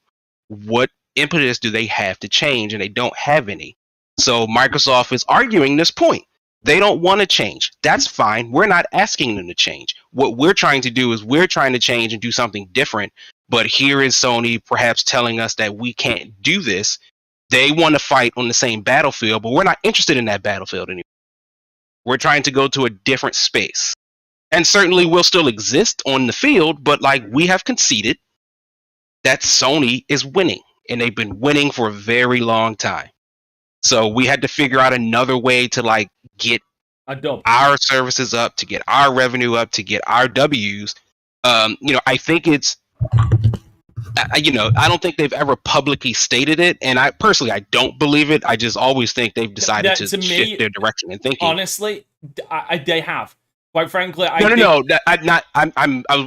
about to reference Nintendo. Oh, okay, sorry. Saying that like because Nintendo was viewed as like long out of the that 1v1 space that they used to be in when it was them and Sega, They or when it was them, Sega, and PlayStation. Like the Switch seemed to be the nail in the coffin for some folks to be like, no, they've just premiered traditionally over to handhelds and been done with that. When they found success. Yeah, for me, the moment. So for me, because I agree with your point, absolutely. But I would say Nintendo moving over to. First of all, them moving over to making the Switch and then completely discontinuing the 3DS was them conceding that they lost in that space. And now they're going to find their own space. The space that they have dominated in for the better part of 30 fucking years. Right. And you know what? Truthfully, you're probably absolutely right on that. And the key being, Nintendo is not buying anything up to warrant this attention. Yeah. In the same way that Microsoft is. Microsoft, for me, conceded defeat as far as like console sales when they said they don't care about consoles and then started moving over to try and push the subscription service. Yes. Monthly active users, yada, yada, yada. Yeah. Yeah. Well, once again, that term, disruptive agents. Yeah. We're changing what the industry is, especially because it was okay when Nintendo did it so long as Microsoft and PlayStation are going head to head on the same thing. Yeah, once Microsoft decided to spin off, now like the industry kind of shift, because now it's whatever handheld's doing, it's subscription service, and then the traditional model of what Sony's doing. And there are 3 different companies doing 3 very different things. So I it's smart. I will always be leery of Microsoft, the company as a whole, getting in front of the world and saying, woe is me, because you're a Microsoft, one of the largest companies on the planet. There is no woe is you. Like, I don't necessarily feel bad for you, but if you're technically correct, you still are correct. And I do have to concede that at least currently, and even if it's their own fault at why they're not the market leader, what they're trying to do is change that, or just accept the idea that we couldn't do it, so we got to do something else. But I don't know if that should dissuade anyone, or I don't know if that should keep them from getting Activision or Blizzard in this case. Personally, I do not like the whole cannibalization of the video game industry to where like 3 companies will probably own everything. But like that's not what this conversation's about. Yep. So I can't find a lot of fault with Microsoft currently here. Like I get it. They want to do this, and like, you're not gonna fool me and make me feel bad for you, Microsoft. Like, you'll be fine with or without Activision. But I can't help but see PlayStation. I get it, because I get it on PlayStation side too. They're like, listen, man, no. It makes sense for Microsoft to keep Call of Duty out there, but the fact of the matter is, so long as your competition has the ability to say, I'll take my ball and go home, it will always be a concern. No matter what they say, because there was no legal precedent to keep these games on anybody's systems but their own. And there probably never will be, because why the hell would I do that? It's my ball. I own it. I can take it and come as I please. So it's really tough, because like it's not. I don't think it's like this super clear black and white situation. And there's so many various points and pieces that go into this, where people can agree, where people can disagree. But at the very least, based on what they're presenting, what I can't disagree with, or what I can't agree with, is Sony's position on it. You're in charge. You're winning. It's up. Your challengers are coming for you. It's up to you to figure out a way to beat them. And if you, as far as we can see, if they keep doing what they're doing, maybe they'll be fine. If The Last of Us 3 drops, that's a whole bunch of money. If Horizon 3 drops, that's a whole bunch of money. If God of War 4 drops, that's a whole bunch of money. I have a question for you. Hold on, let him finish. No, you can go ahead. Yeah. If they keep doing what they're doing, and Microsoft keep doing what they're doing, which is buying more publishers, then what? Because for a fact this acquisition deal is not going to be the end of the of the buying. They're going to keep buying publishers. Heck, They're probably gonna buy one more, 2 tops. Well, the problem, that's what I'm talking is about. there is 2 more, and that's pretty much the entire games industry underneath. That's what I'm talking about. I am not a fan of this whatsoever. I never wanted PlayStation to buy Square Enix. The only reason I want it now is because they need to almost like combat it in some way. But I actually think part of that challenge is when you combat it, you give the opportunity for the competitor to continue the practice. Because what a lot of people were saying is like it is anti-competitive if Microsoft buys Blizzard Activision. Well, this would be true if Sony weren't buying anyone and they were just sort of doing their own thing. If and Sony then didn't buy Destiny. Then let me ask you Sony bought PUBG, Sony bought Nexus. Sony can buy it whatever the fuck they want, but as soon as somebody else buys it, what's a problem? Microsoft bought a publisher, which was Bethesda. What did PlayStation buy? A few studios? They bought Bungie. They bought Destiny. So if you buy a collection of studios that gets you to around the same number that Bethesda was, what's the difference?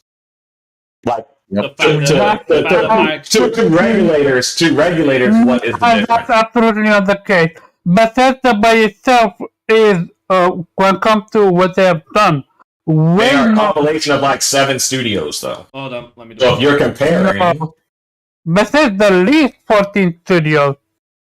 Give me a second to look it up. I'm looking. They're like 7. Dante is doing it. Because they went from like 15 to 22 off of 23 off of that purchase. So Bethesda owns 3 satellite studios. So they own 3, which is actually more than that actually, because they own Machine Games, Arcane Games, id Software, Bethesda Games, which is its own subsidiary. Tango Gameworks, that's 5. Tango. That means they didn't buy Bethesda, they bought ZeniMax. They bought ZeniMax. Yeah, no, that's why I said Bethesda Game Studios is a subsidiary. Like, that's completely different. So it's 5 studios. I think it's 7. Yeah, so I mean, there might be more, but I'm pretty sure there's only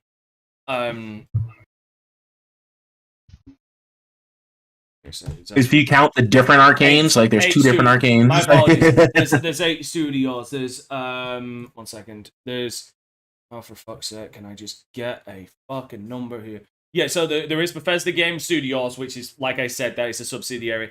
id, ZeniMax Online, I apologize, I forgot about them. Arcane, Machine Games, Tango, Alpha Dog, and Roadhouse Studios, who were formerly Human Head. They were behind the original Prey. So, if Microsoft was truly wanted to quote-unquote just compete, enough studios. They got enough studios. It's more than just studios, because Sony had so much market share that they had to combat that, because Sony was able to get Microsoft deals. has the money. They can. They had to pay more than what Sony had to pay to get exclusive, because Sony had a larger install base. So they didn't have to pay as much to get certain games. So what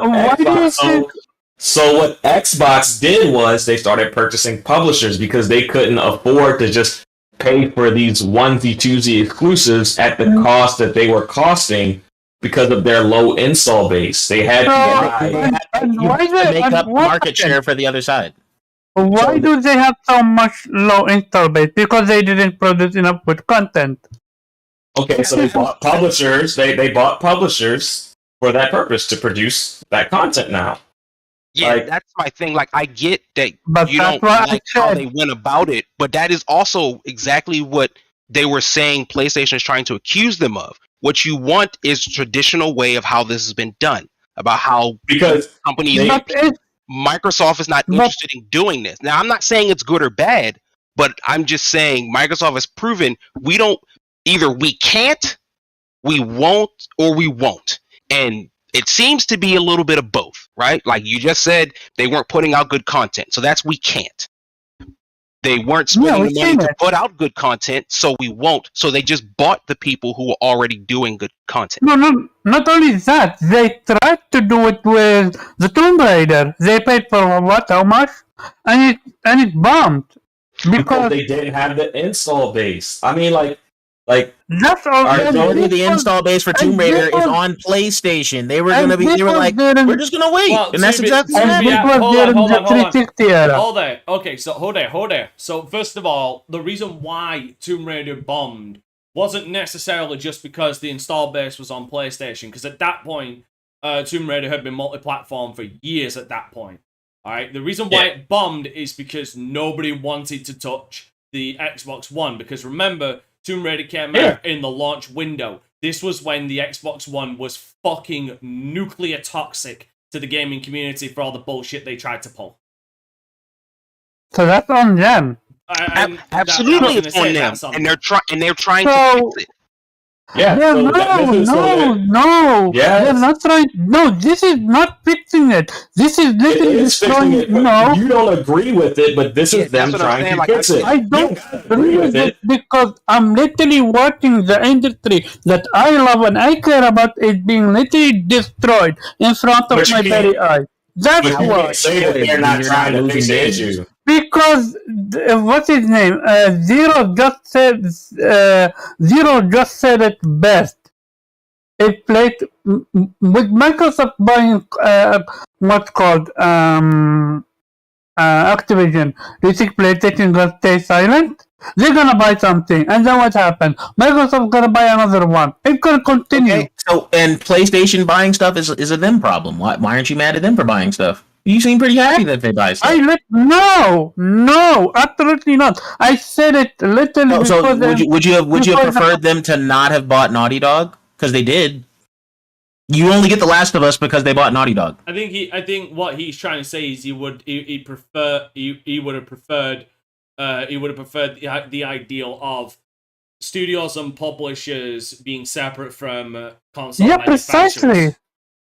And personally, I think all of us would want that. Unfortunately, not really. When you have publishers like EA and shit that are just garbage, like I don't want them to independently run. I want them to be under somebody that's going to make them even slightly less shitty. Yeah, I mean, I think the sad truth about it is... Wait a second. 1 second, Zero. Tencent buys Ubisoft will be better for it. Sorry. It's not to say that's the truth. Explain to me how a company that couldn't even be quote-unquote PlayStation because they couldn't put enough content be able to support to and provide that EA does something better. I guess we're something out real quick.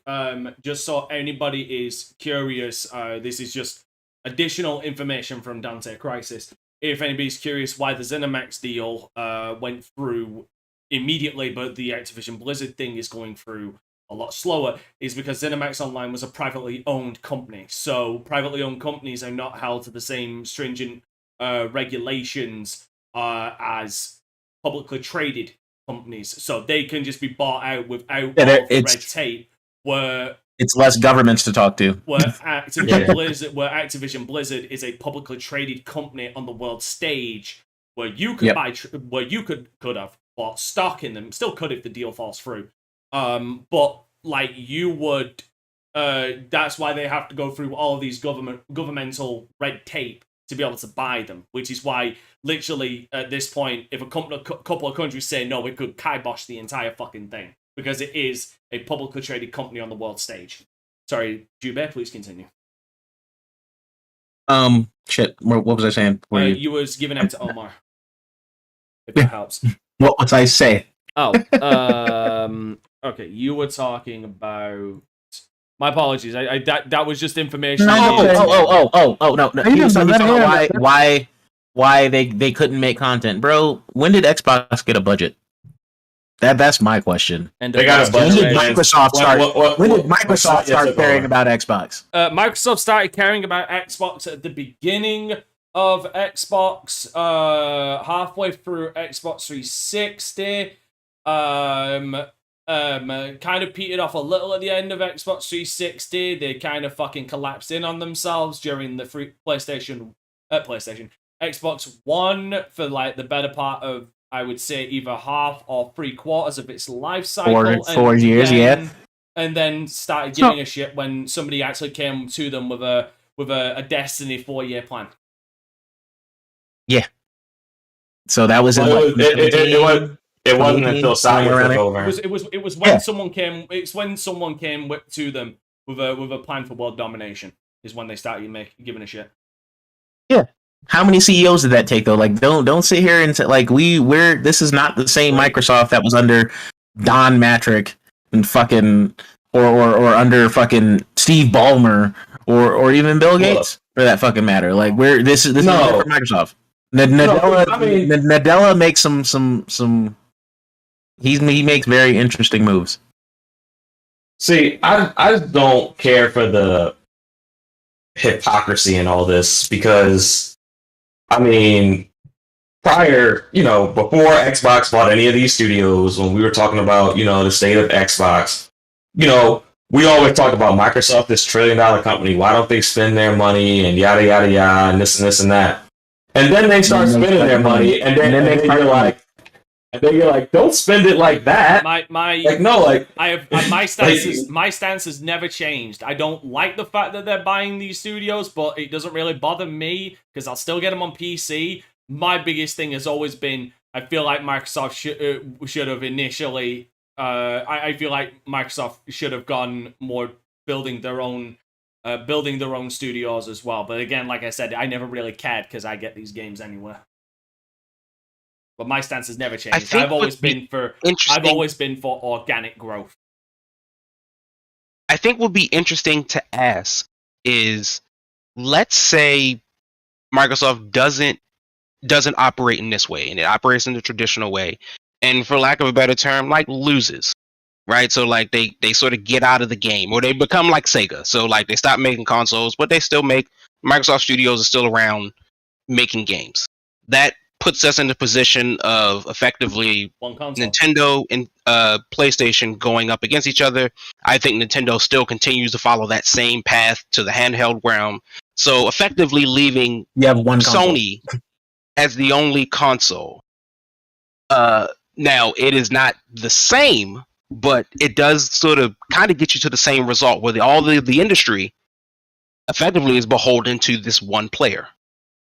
Yeah, so if Xbox went out of business, which people were saying was going to happen before Sony took over, they were going to sell off Xbox, and Xbox was just going to be no more. It'd just be a studio that made games, but they wouldn't make consoles anymore. Nobody would have had a complaint.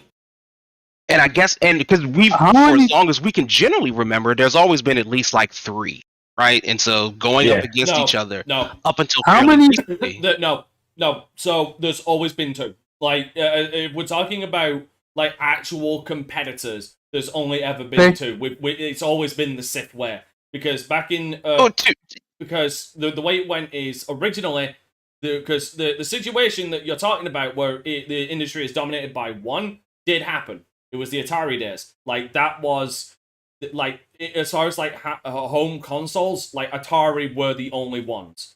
Like I remember that. Back in the day. You remember, bitch? You ain't that old. I don't want to hear you say you. I own an Atari. You see, what I'm saying is you speaking like you were there. You were there on the shores of Atari when they were storming the beaches. What the fucking? I remember what the fucking Atari is. It wasn't. Sure, and because I did just say technically correct is correct, so sure. Anyway, I don't count Atari in the same way I would how we're discussing now. Oh no, but no. What I'm saying is like it is absolutely the same though. Because I disagree because you just based on the video game Crash, right?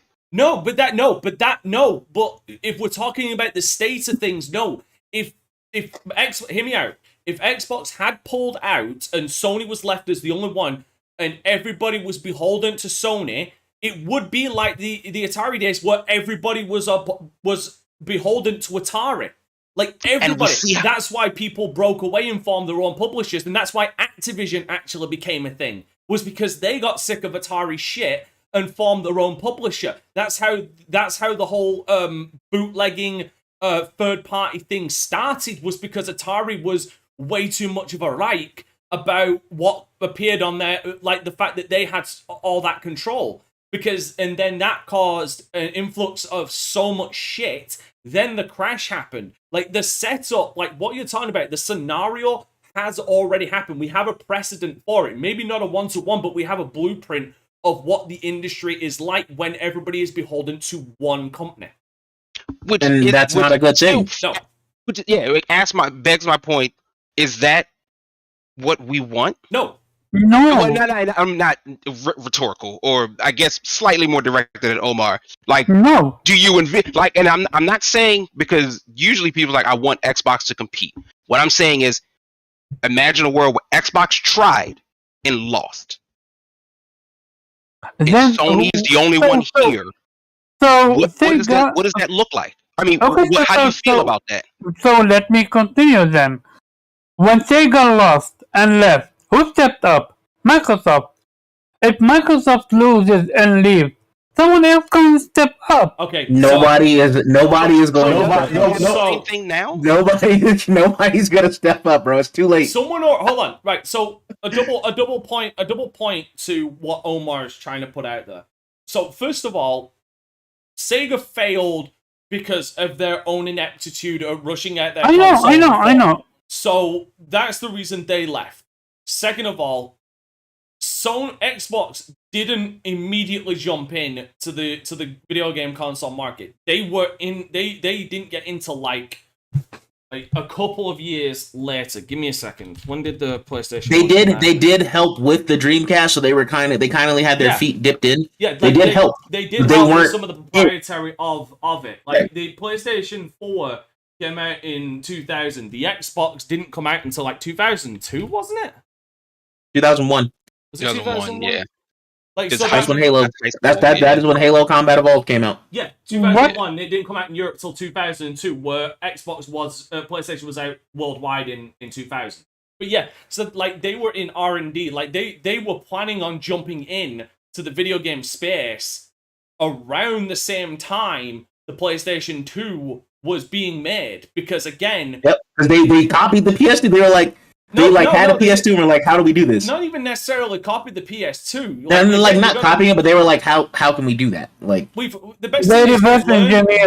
learned more and more about the video game space in the last couple of years and how long it takes for console R&D to happen. Like, it takes a number of years for console R&D to happen. Especially what is R&D? R&D, research and development. The only other player that could make a console is Tencent, and they're not. Okay, listen. This is just because I'm afraid of Big Brother, but I ain't buying a Chinese console. Exactly. It would immediately fail. You got Steam that will make a console. You got Steam that might make a physical console. No, Steam, hold on. So first of all, let me just get my point out. First of all, Xbox would have jumped into the market whether Sega failed or succeeded, because they were. I guarantee you, when the Sega Dreamcast launched in 1999, Microsoft were already in the final stages of R&D to be able to put the Xbox together for a 2001 launch. I guarantee you. So whether Sega failed or won, if Sega had won or had somehow survived, we'd actually be in a 4-console system race right now, because Sega would maybe still be around if they got their heads out their asses. Second of all, Steam already did try consoles. They did the Steam machines. They failed because, unfortunately, unlike the Steam Deck, where they only give you one option, where they give you one thing with multiple options, they had fucking Steam machines up the wazoo. There was like fucking 20 of the damn things made by 20 different companies. That was the biggest problem with Steam Machine. If they'd done, in my opinion, if Steam Machine had done the same thing they've done with the Steam Deck, where, okay, you've got this version's got this much memory, you've got this one that's got this much memory, and this one that's got a much bigger memory, and it's even faster, I guarantee you we'd actually be talking about Steam Deck in a much more different way, where all of you would be like, oh no, PCs could definitely work in the front room, because Steam OS is a thing. I mean, to your point, Dante, it says 1998 is when development of Xbox first started. Thank you. Yep. God, it's almost like I know what the fuck I'm talking about. I mean, there was a whole documentary that just released last year. There actually was an entire fucking documentary that they talked about this. Again, it's almost like I know what I'm talking about. It's like you brought me on for a reason.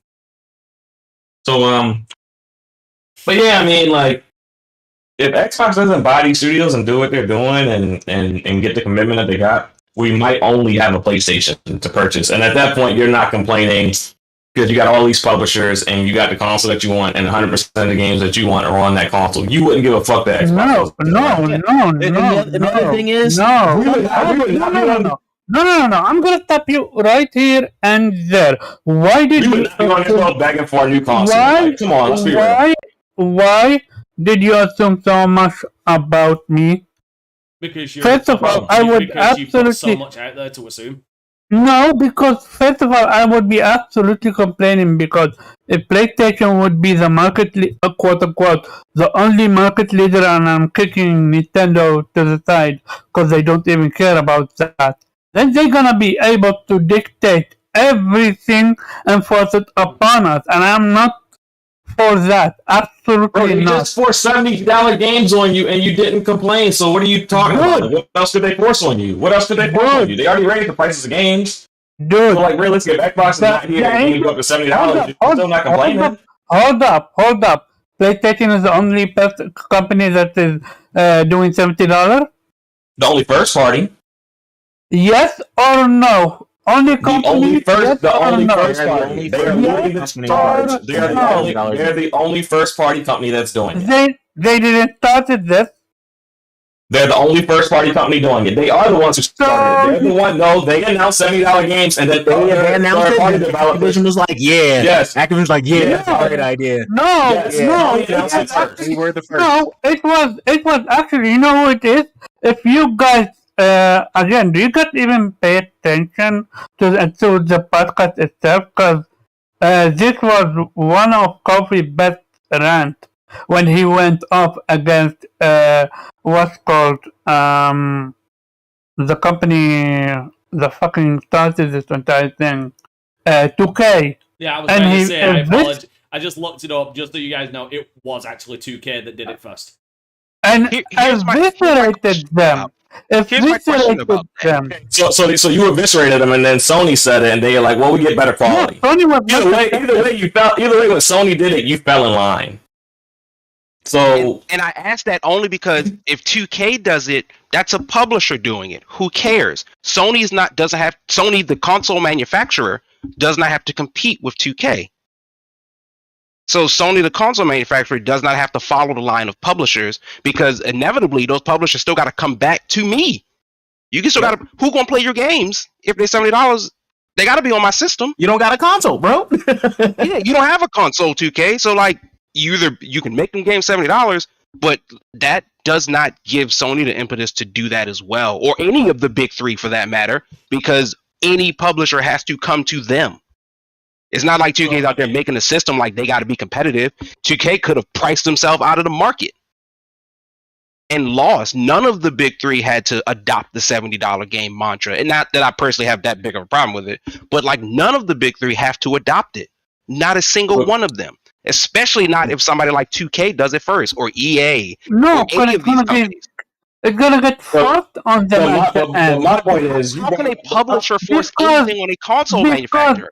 If you want to put it on, because if you want to put it on what's called in their plate, you need to raise the price. You pay the price. We want you to. But here's the thing. If you don't have a storefront, and something. Sorry. One person, please. If you don't have Sony, if I'm Sony, Microsoft, and Nintendo, I don't have to agree to your terms. Because if you don't come to me, who's going to be playing your game? Where are you going to put your games?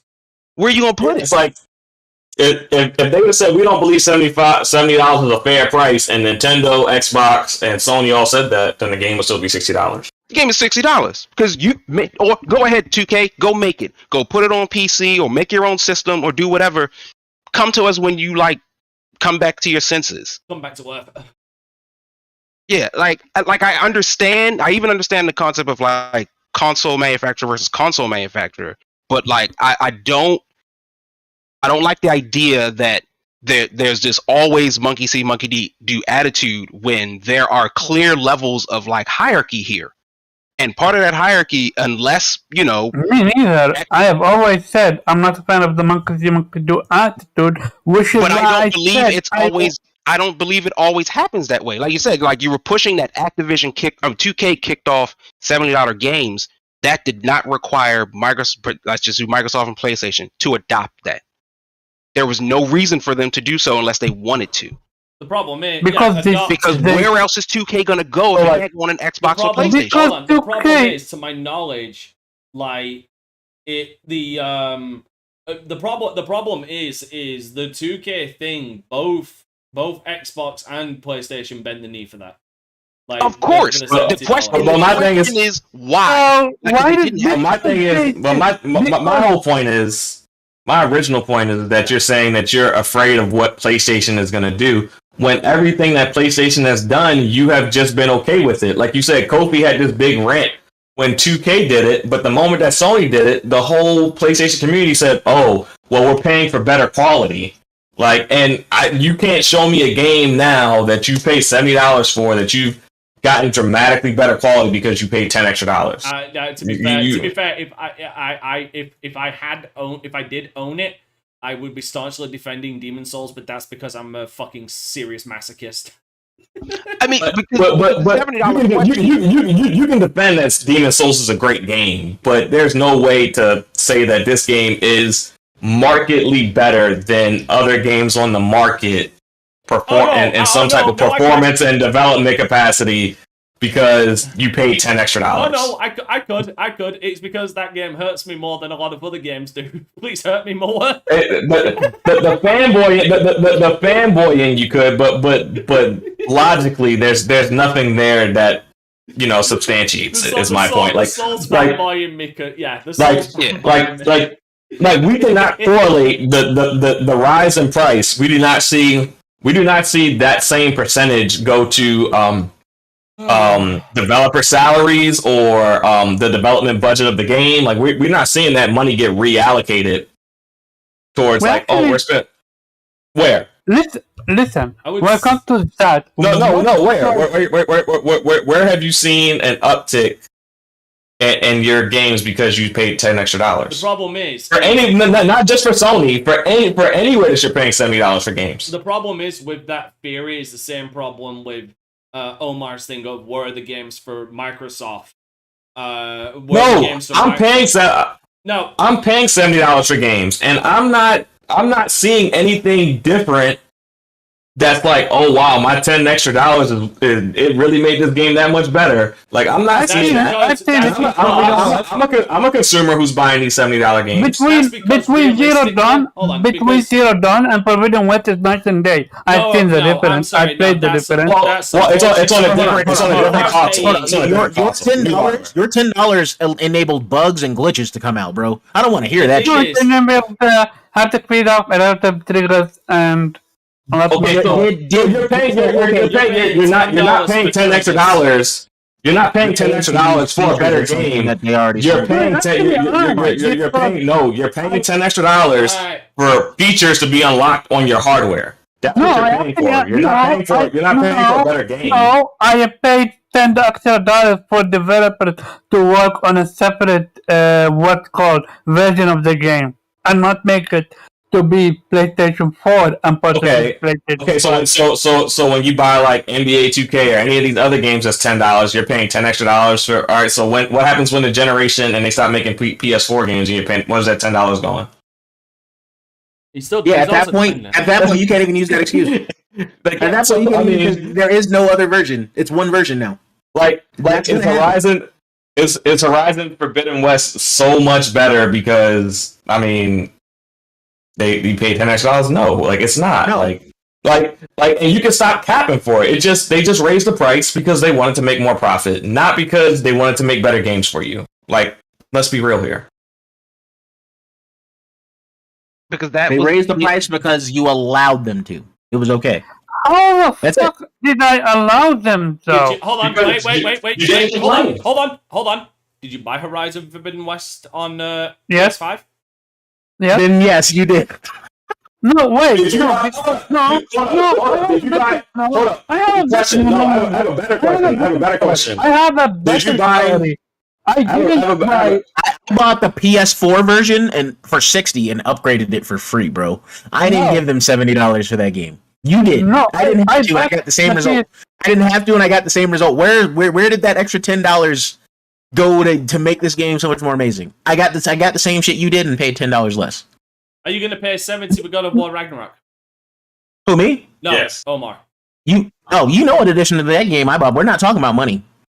No, you fucking imbecile. I'm trying to get Omar because like he's saying that he's against it and shit like that and he's not capping for it, but he's paying it. He's speaking, his actions are speaking louder than words, and I'm asking him, is he going to get God of War Ragnarok PS5 edition that will cost $70? Are you going to do it, Omar? Yeah. There you go. You've lost all credibility. Like How? absolutely every single Hold up. How did I lose all credibility when you have everyone here buying a game for $70? What the fuck am I? Hold up. No.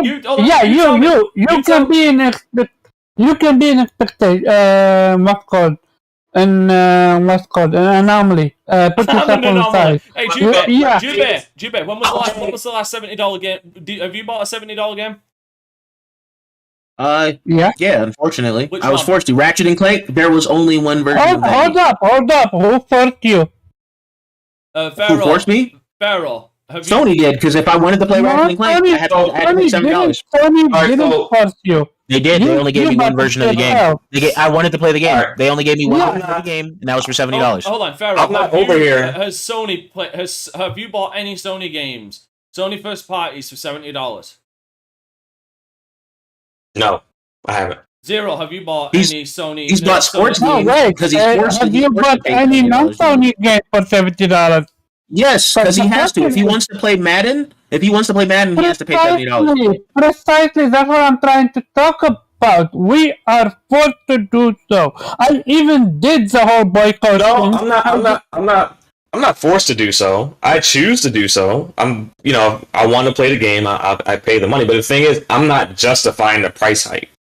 I understand that it's taking place. Like, I'm not going to justify rising gas prices. I'm not going to justify inflation or anything. Like, I'm not going to justify rising prices. I'm going to pay them because I want what I want.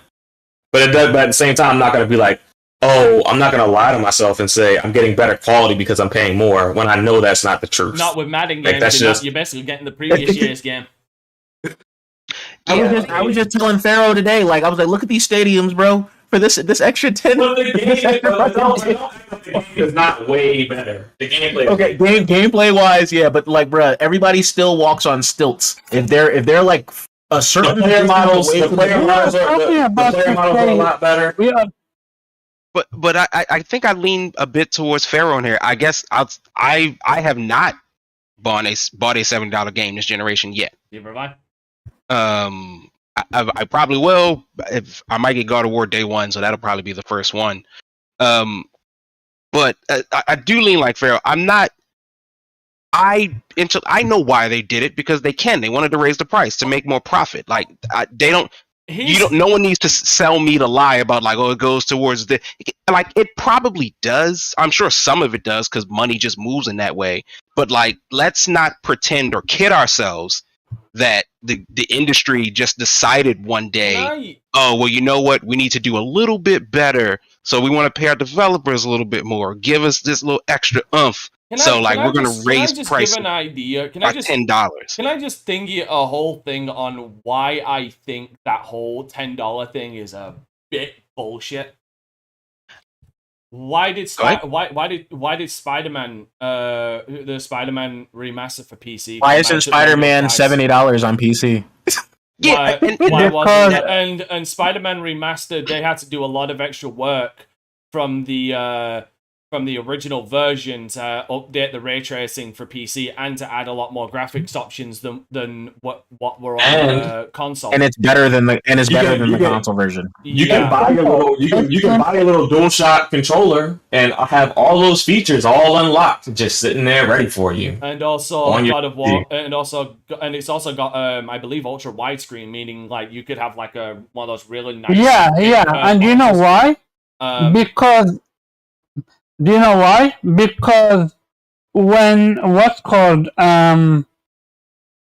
if a game is not on Steam, PC people would bitch, moan, and cry. So imagine if they raise the price, they would be all pirating the game. Heck, if they not they just hold on. So what you're saying is, hold on. So what you're saying is PC players have more of a backbone than you. Is effectively what you're saying, because hold on, what was that recent? When did the last NFL game come out? Not NFL, NBA game come out? Like what NBA? Oh, was it 2K22 or 2K23? Oh, it's 2K23. I don't know. The new NBA 2K comes out next month, and I'm actually gonna buy it for like first time in forever. Yeah, by the way, NBA 2K23, £50, so it's regular $60. But I'm actually gonna buy the top version of NBA 2K because it comes with NBA League Pass. Wait, so you're gonna get the Championship Edition, which is gonna cost you upwards to $140. Because it comes with watching NBA games without having to pay your cable company. Oh, that's okay. That sounds like honestly, I'm not gonna fuck with that. That actually sounds like a good. That's the only reason I'm getting it, because I'm not a 2K fan. I might not ever open the damn game. Well, I'll open the game. He just wants to be able to watch his games on demand, like games he wants to watch. But again, like that are out of market. But again, this is coming out for quote unquote normal price on PC, the 2K game. Does anybody else know another game that costs $70? I can look for it on PC on Steam. Because I mean, I can go onto Epic Store, a place where some of these games also show up, and I'm going to put my reputation on the line and say they're not $70 on there either. None of them were $69.99, sir. You're correct. They're $59.99 because PC demanded better. Yes, PC them games would have gotten dog walked had they launched at $70.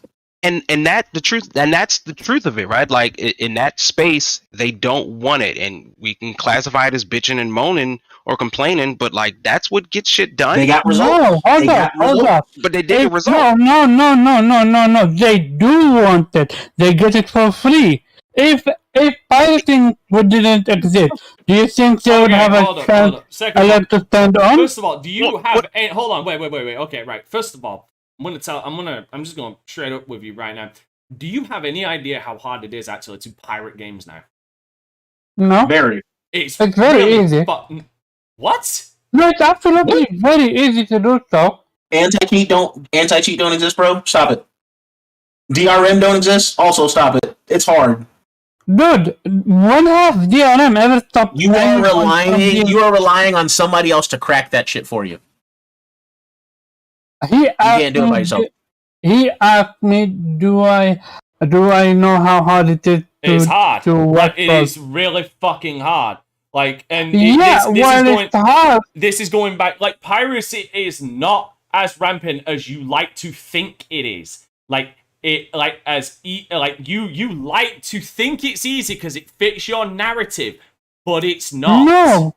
And if it was that easy, Steam would make exactly $0. If pirating was super easy, Steam would make $0 because nobody would pay for it. What I could do right now, I could call in an actual fucking technician right now who does backwards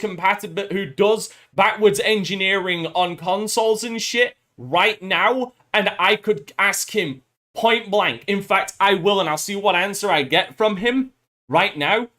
And he's a guy who's worked on emulators like Dolphin before. He's called Experiment T. He's a fucking amazing guy. And I will point blank ask him, is it easy to pirate games on PC? But I get my point is, pirate or no pirate, the result is still the same. And also, sorry, No, PC, hold on. And here's the thing: if piracy was so widespread, if you can piracy, pirate console games too. It's not a PC specific thing. no, it isn't. And also, if that wasn't the case, why would Sony be fucking showing record numbers on PC with Spider-Man Remastered on Steam, which it had 66,000 concurrent players? Yeah, again, my only point is because choice, sure, whatever. PC players said, I do not want to pay $70 for these games. I'm not going to. I didn't say I don't want to play the game. I just don't want to pay this amount of money for it. So I will probably pirate it. If I don't pirate it, I don't play the game. But somehow, some way at least, and we'll still have to wait to see till like this starts to roll out more and more. In the PC space, they're not paying $70.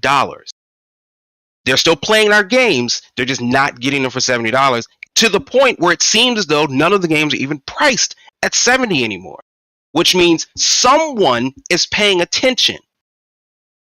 The only reason why they're doing it on the console side is because they can, and we're allowing them to. And like I said, if $70 is worth your value, because the $70 conversation, when nobody wants to actually say it is a value conversation.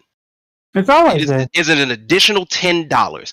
I agree with Pharaoh. I'll die on the hill that this extra $10 is going to be a drastic improvement. It's just an extra $10. It's just video game inflation. Prices just have gone up.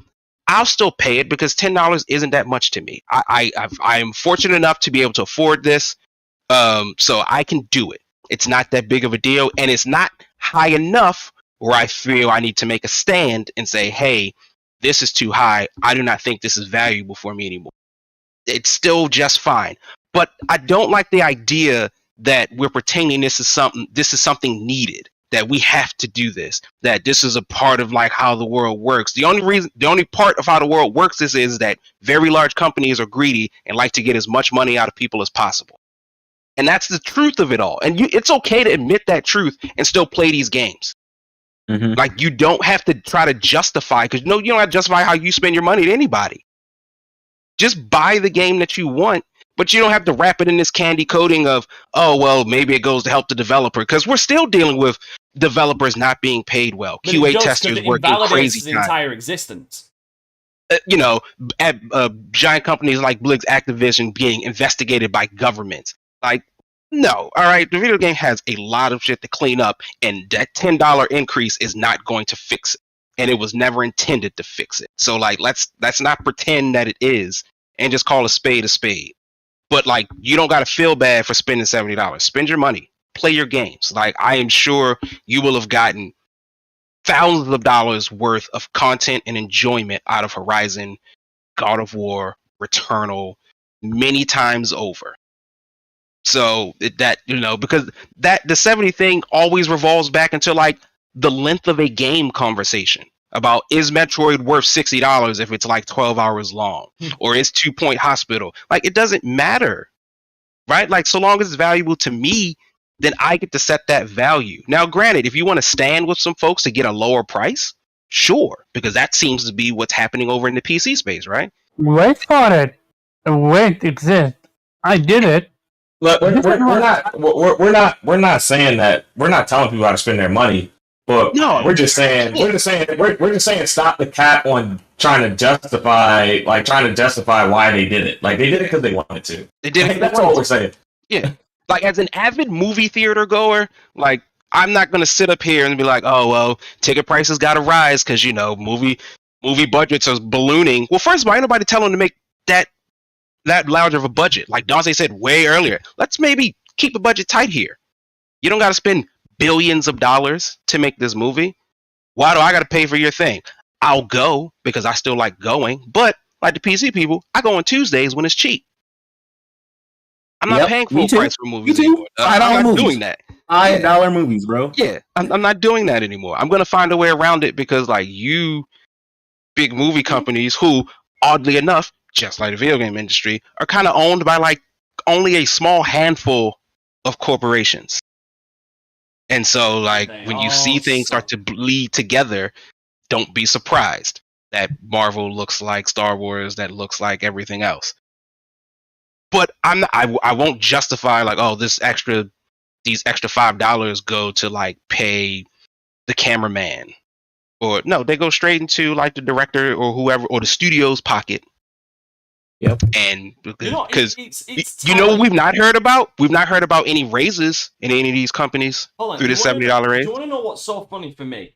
The one company you think would raise the price of their games, like because you can literally get them nowhere fucking else, hasn't done it, and that's Nintendo. That's Nintendo. Nintendo games you can literally get nowhere else. At least with some of these Sony games, like Spider-Man Remastered, I can get it on PC. I can get it for the normal price on PC. But Nintendo games, I can't get anywhere else. So the fact that they've got such a fucking stranglehold on the nuts of their fan base, which I've said many times before, the fucking fan base for Nintendo has let them get away with fucking murder at times, especially when it came to the Zelda anniversary and the pittance they were fucking given for that. I mean, Zero, do you remember my rant about that fucking Game & Watch? Yeah, and I was on the opposite side because I still want that game. Because you are bitch made. And I was, but Dante, you will remember. At least I didn't try to justify anything. No, you didn't. You knew it was trash. You just wanted. You just wanted that trash because you were like, but he's so fucking cool though. I demand my trash. Yeah, he demands his trash. He knows it's trash, but like he knows it's recycled trash. But at least it's recycled. But like they've not decided to cut the nuts off of their fucking. They've not decided to cut the nuts off their community and say we're now raising it to $70 and what y'all gonna fucking do because you got nowhere else to go for this content. It ain't gonna be showing up on fucking Xbox or PlayStation. Watch, they're saving it for that Switch too. Watch. Don't give them ideas, Zero, because we know we know you're gonna buy it. Yeah, absolutely. We know you're gonna fucking buy it if they do. Oh yeah. That's how Sony and fucking that's how Sony like that's how Sony see that's why we PC people are we're considered radicals because we're free thinkers because these companies got y'all fucking twisted and following the corporate lines. Hey. Game Pass is the ultimate thing. Nintendo can do no wrong. Sony's $70 games for quality. Like they got you fucking towing the corporate lines. All he is. But us PC people, we're free thinkers. Now all hail our Gaben. All hail Lord Gaben. If I were a conspiracy theorist person, or if I were part of the Illuminati, I would push all big three to have their subscription services slowly start raising the prices of like the standalone base games, but you can pay it cheaper if you just buy into the subscription services, make infinite money from here on out. They're gonna make infinite money Right. because they're gonna raise their traditional media. And inevitably, Game Pass is going to go up. And when Game Pass goes up in price, I'm not going to be like, oh, they're going to get better games inside of Game Pass because I'm paying more money now. Like, I'm paying $24 for fucking Netflix right now, and I'm not getting no fucking better movies. No. In fact, if anything, the quality is pay for going Netflix fucking just to down. watch BoJack Horseman, bro. Like that's it. I get no value out of that. And you still fucking pay for it, you fucking sheep. You absolute sheep. Now you understand why I Well, don't fucking buy Netflix. I have sisters and shit that share with me that watch way more than I do. You bitch They made. still allow sharing? I thought they cracked down on sharing. If you pay for the top tier, they don't bother you. Yeah, but I guarantee I they will. can't. Yeah, and it hasn't been rolled out here yet. It's not They been were rolled out testing here, it but in, they like- are. Yeah, they're testing it in like Brazil and shit. As soon as that hits the US, I'm out. Like period. Oh, Y'all can that's go fuck that's yourself. gonna knock But out a what's lot up? of people. But they've already stated that if you pay for the top tier, you can share with like It's not the 5 top different tier. It's the top tier family plan. whatever it is. You're paying like $20 It's And they still haven't been very clear how exactly they're going to pull that off anyway. But because right now you can't have I think I have the regular one, so you can't. They can't even watch stop VPN. What the hell makes you think they're gonna be able to let stop alone. people from sharing shit? Like, come on. But 3 people can't watch my Netflix at the same time, but we can Yeah. still watch Netflix. Just not. Yeah, like, that's what I'm saying. anytime. They don't care. Like they don't care if you're paying. They don't care. If you're on there talking about you know what I'm saying we're only doing 1080p or something like that, they're gonna be like, nah, we're for the payers. You want this? You want what? Their plan is to stomp out all sharing, like as in like if you get a second account on your if you have a second, say obviously you own, you have your name on the Netflix. If another one shows up, you're paying extra for that extra person, and I think it's a $5. No, get the fuck out of here. Yeah, I believe it's $5 for each person added. yeah, they can lick my scrotum. I'm good. And like even that value proposition doesn't make sense, right? Like I share my Netflix, everyone just uses my profile. Like I'm not that pressed about keeping my Netflix algorithm proper because I know what I want to watch, so I manually go look for it. Yeah, so it's like members of the basic plan can add one extra household, standard can have up to 2, and premium can have up to 3, travel included. See, but okay, if I'm traveling, you're gonna charge me because I'm traveling and I'm signing in on a bunch of devices. You don't know it's not me. You don't know it's not me because it'll be it's under your individual names. Yeah, so everybody has one profile. That's how you get around that. There's only one profile on the account. But the problem is no, because then they'll figure it out via VPNs that it's being watched in 2 different places. Like if one person signed into it, no one else can sign into it. I think that's how they're doing it. Like if say you're signed, okay, so hypothetically, if you're signed into the account on your side, Jube, and like say season 2 of Cuphead comes out, you're watching it on your side, you hit me up.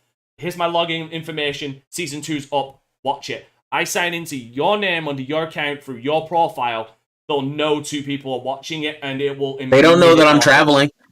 They don't know that I'm traveling, and my household is still my household. If it's in 2 different places, I could be traveling. I could be in the UK for business.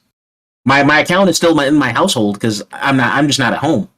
That shouldn't have any bearing on anything. So you're saying if I leave home, my child can't watch my Netflix because I'm not physically there, and I can't watch my Netflix because I'm on a plane somewhere? Like you can watch while outside the home on your tablet, laptop, or mobile. You will soon be able to control where your account is being used and remove homes at any time from your account setting page. Oh, you can't do that now? Wow, you're right. They can't do that now. I'll send this to you, Jube, so you can tell Netflix. But they've been slowing down on doing that because their subscribers are going tanking. No. They're not slowing down on it. They think that they in a statement said they believe that account sharing is a result of account sharing. So their idea is we're going to get more money, and it's by the way it's $3 per household. So basically they can still. So so basically their idea is we're going to cut down on it by making you pay more to make up for the difference in people sharing accounts. Is basically their idea. I look forward to it. Who runs Netflix? Reed Hastings? Bro, I will go drop my entire penis on Reed Hastings' desk before I fucking pay him some fucking money. I better be a reinforced desk. Like I look forward to it. So when inevitably Netflix has to pivot backwards, like they'll be offering a bunch of free and reduced prices. They are planning on doing is it Hulu or some? Oh no, it's Peacock that are planning on adding a free model with ads. Yeah, and Netflix is also about to add ads. They're looking at ads. Yeah. So like, this was the inevitable singularity where streaming services become fucking cable, where we're basically paying more for the same shit at this point. Yep. It was a good run. I said it was gonna happen. I said it was gonna fucking happen. Anybody that was like cable's dead.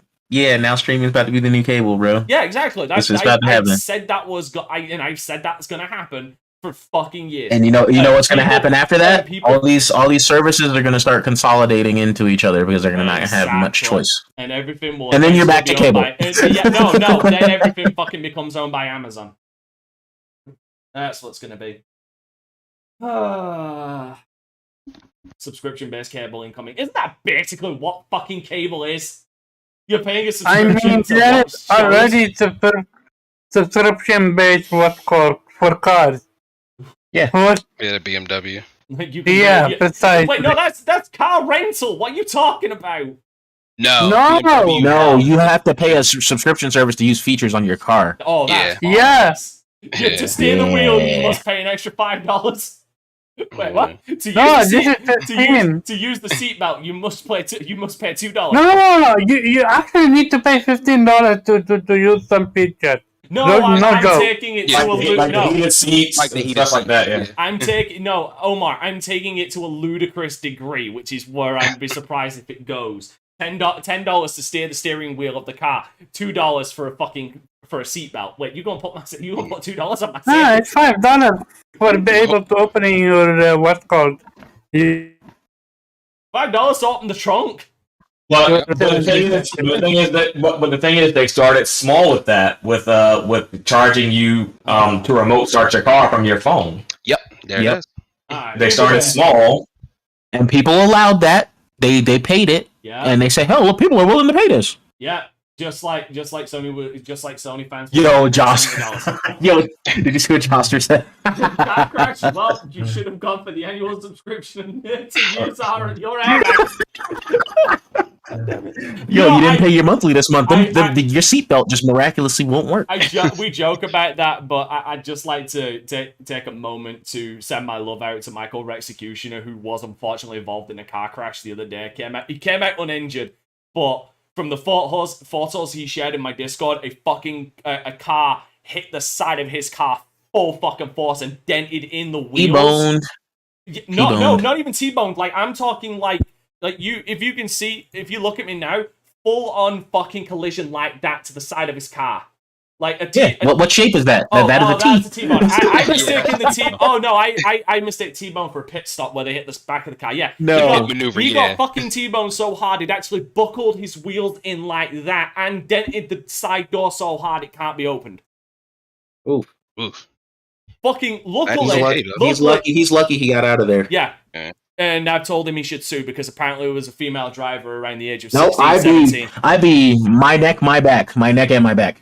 Like all my shit hurt. Ass and my crack. I'm showing up in court with the neck brace on. We getting paid. Oh, you pulling the Lionel Hutz with Bart Simpson when he got ran over by Mr. Burns. Like he on the verge of death. Right, gotcha. Alright, but ladies and gentlemen, we did have another subject, but we'll save that for next week because it is it's not a subject, it's more of a discussion. Because it is getting late for me and everybody else. Yeah, let's open with that. Let's open with whatever that is next week. Yeah, we'll open up with it next week because everybody just went on their own fucking tangents today. What discussion was it? It was just a topic about remakes, given some of the remakes that have been announced. When are remakes remakes like when's the right time? More things. So anyway, yeah. Let's get some outros. Jubei, where can people find you? Yep, you can find me at Jubei X Sensei on gaming platforms. You can catch me and Pharaoh on Madden for the foreseeable future. I am going to be on Fortnite tomorrow also because the Dragon Ball character's about to drop. Yeah, I heard about that. Who's dropping Fortnite? I might have to So Goku, Vegeta, Blue Forms, and UI Goku's in there somewhere. We got the Nimbus Cloud as a damn glider. Like I'm about to just be up in there. They just about to just suck me dry, bro. Please tell me, like the ultimate fighter in the universe, the true hero of Dragon Ball, Yamcha is in it as well. I don't know. Yeah. They do have an area that looks like Kami's Lookout, and you can actually go there and like watch clips and shit from the show. So I'm gonna be checking it out. I think I saw Bulma, Beerus. Yep. There is the Bulma, Beerus. Yeah, there's a couple of skins. It's the attachment stuff that I want though, for real. God damn it! All right, please continue. I want the Nimbus Cloud. But yeah, you can find me at Jubei Sensei everywhere else except Twitter. You can find me at Ambu Smokage on Twitter. Jubei Jones on Spotify and all that other music shit if you want to check my music out. And yeah, I'll catch you guys next week. All right, cool. Omar, where can people find you? People can find me @Corp_Job on Twitter and Anime Squad of Friday 5 p.m. Eastern Standard Time. This week we are all about reviewing Wano. Howard Wano, and Westneck for the series for One Piece. Other than that, you also can find me at Game Player every Saturday, 5 p.m. Eastern Standard Time. Hit the like button and try to chat. And sign off. Alright, cool. Pharaoh, where can people find you? You can find me on Twitter at PharaohBazard and anywhere you like to follow streamers at the Land of Pharaoh. Alright, cool. You can find me at Dante Crisis on Instagram, Twitter, Facebook, DLive, Twitch, and YouTube, and The Dante Crisis on Facebook. Currently doing Let's Plays of Bulletstorm and Crash TV with streaming Persona 4 Golden. Gears 5 on Insane is going to be today. That one's being erratic because my boy Caboose he's hit some unfortunate circumstances that I'm not going to get into, but that's going to be today, which means that there's going to be a chill stream on Wednesday and Friday, so you can look forward to some chill times. Zero, where can people find you? But more importantly, my brother, where can people find us, the podcast? Guys, as always, it's an absolute blast to be here. Had an absolute great time arguing back and forth today. You can find me 0.exe or 0x386 pretty much everywhere. Twitter, you find me poking into Twitter spaces because they've gotten hilarious again. So I'm having an absolute blast listening to them. But more importantly, you can of course find us pretty much everywhere you listen to your favorite streamers, podcasters, YouTube hosts, people who chat about stuff, and hopefully that you've listened, we are one of those people. So you already sort of kind of know where to find us because you look for us every time. Why? You know, as I always say, you guys could be doing, you could stalk us, that's fine. You know, show up to our houses, knock on our doors, feed our animals. Like, you know, sometimes just so you are aware, I am armed and dangerous. I mean, it's fine. He has arms. I don't know how dangerous they are though, so it's fine. Like, we're all good here. So, you know, please just give us a like, comment, subscribe. We appreciate you guys. We really, really do. Especially the folks who tune in with us every day for the chat. Always great to see you guys. Always great to like just chop it up with you because you literally could be doing anything else, but you decided to sort of listen to us. So we always appreciate that. And of course, while we always come together, I gotta put a very hard note to say, please support my team. These are great friends that some I've known for a long time, some I have just recently met, but I want them to all succeed. So please go out and support Jubei in his music, watch him streaming, watch him lose in fighting games. Like, it's absolutely wonderful. Please check out Pharaoh on Madden. Fridays 5 p.m., Saturdays 5 p.m., Anime Squad and Game Slayer respectively with Omar. And all throughout the week, please check out one of the many streams that Dante has going on. You can usually find one of us in there occasionally, but they're always such a good time. So please, like, give them a like, shout out. And as always, guys, we appreciate you. Thank you. Yeah, ladies and gentlemen, and remember to keep it gaming. Okay, we out of here. Peace. I'm on the outside looking in, and I wanna be back on the inside. I don't wanna be left on the outside, all alone.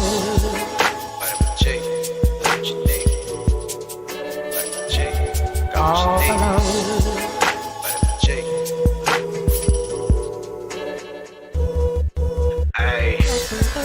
Rockin' with beats, discussing the heat in the streets. Take over the west and the east. I got what you need, a dose of this vitamin G. You rockin' with beats, discussing the heat in the streets. Take over the west and the east. I got what you need, a dose of this vitamin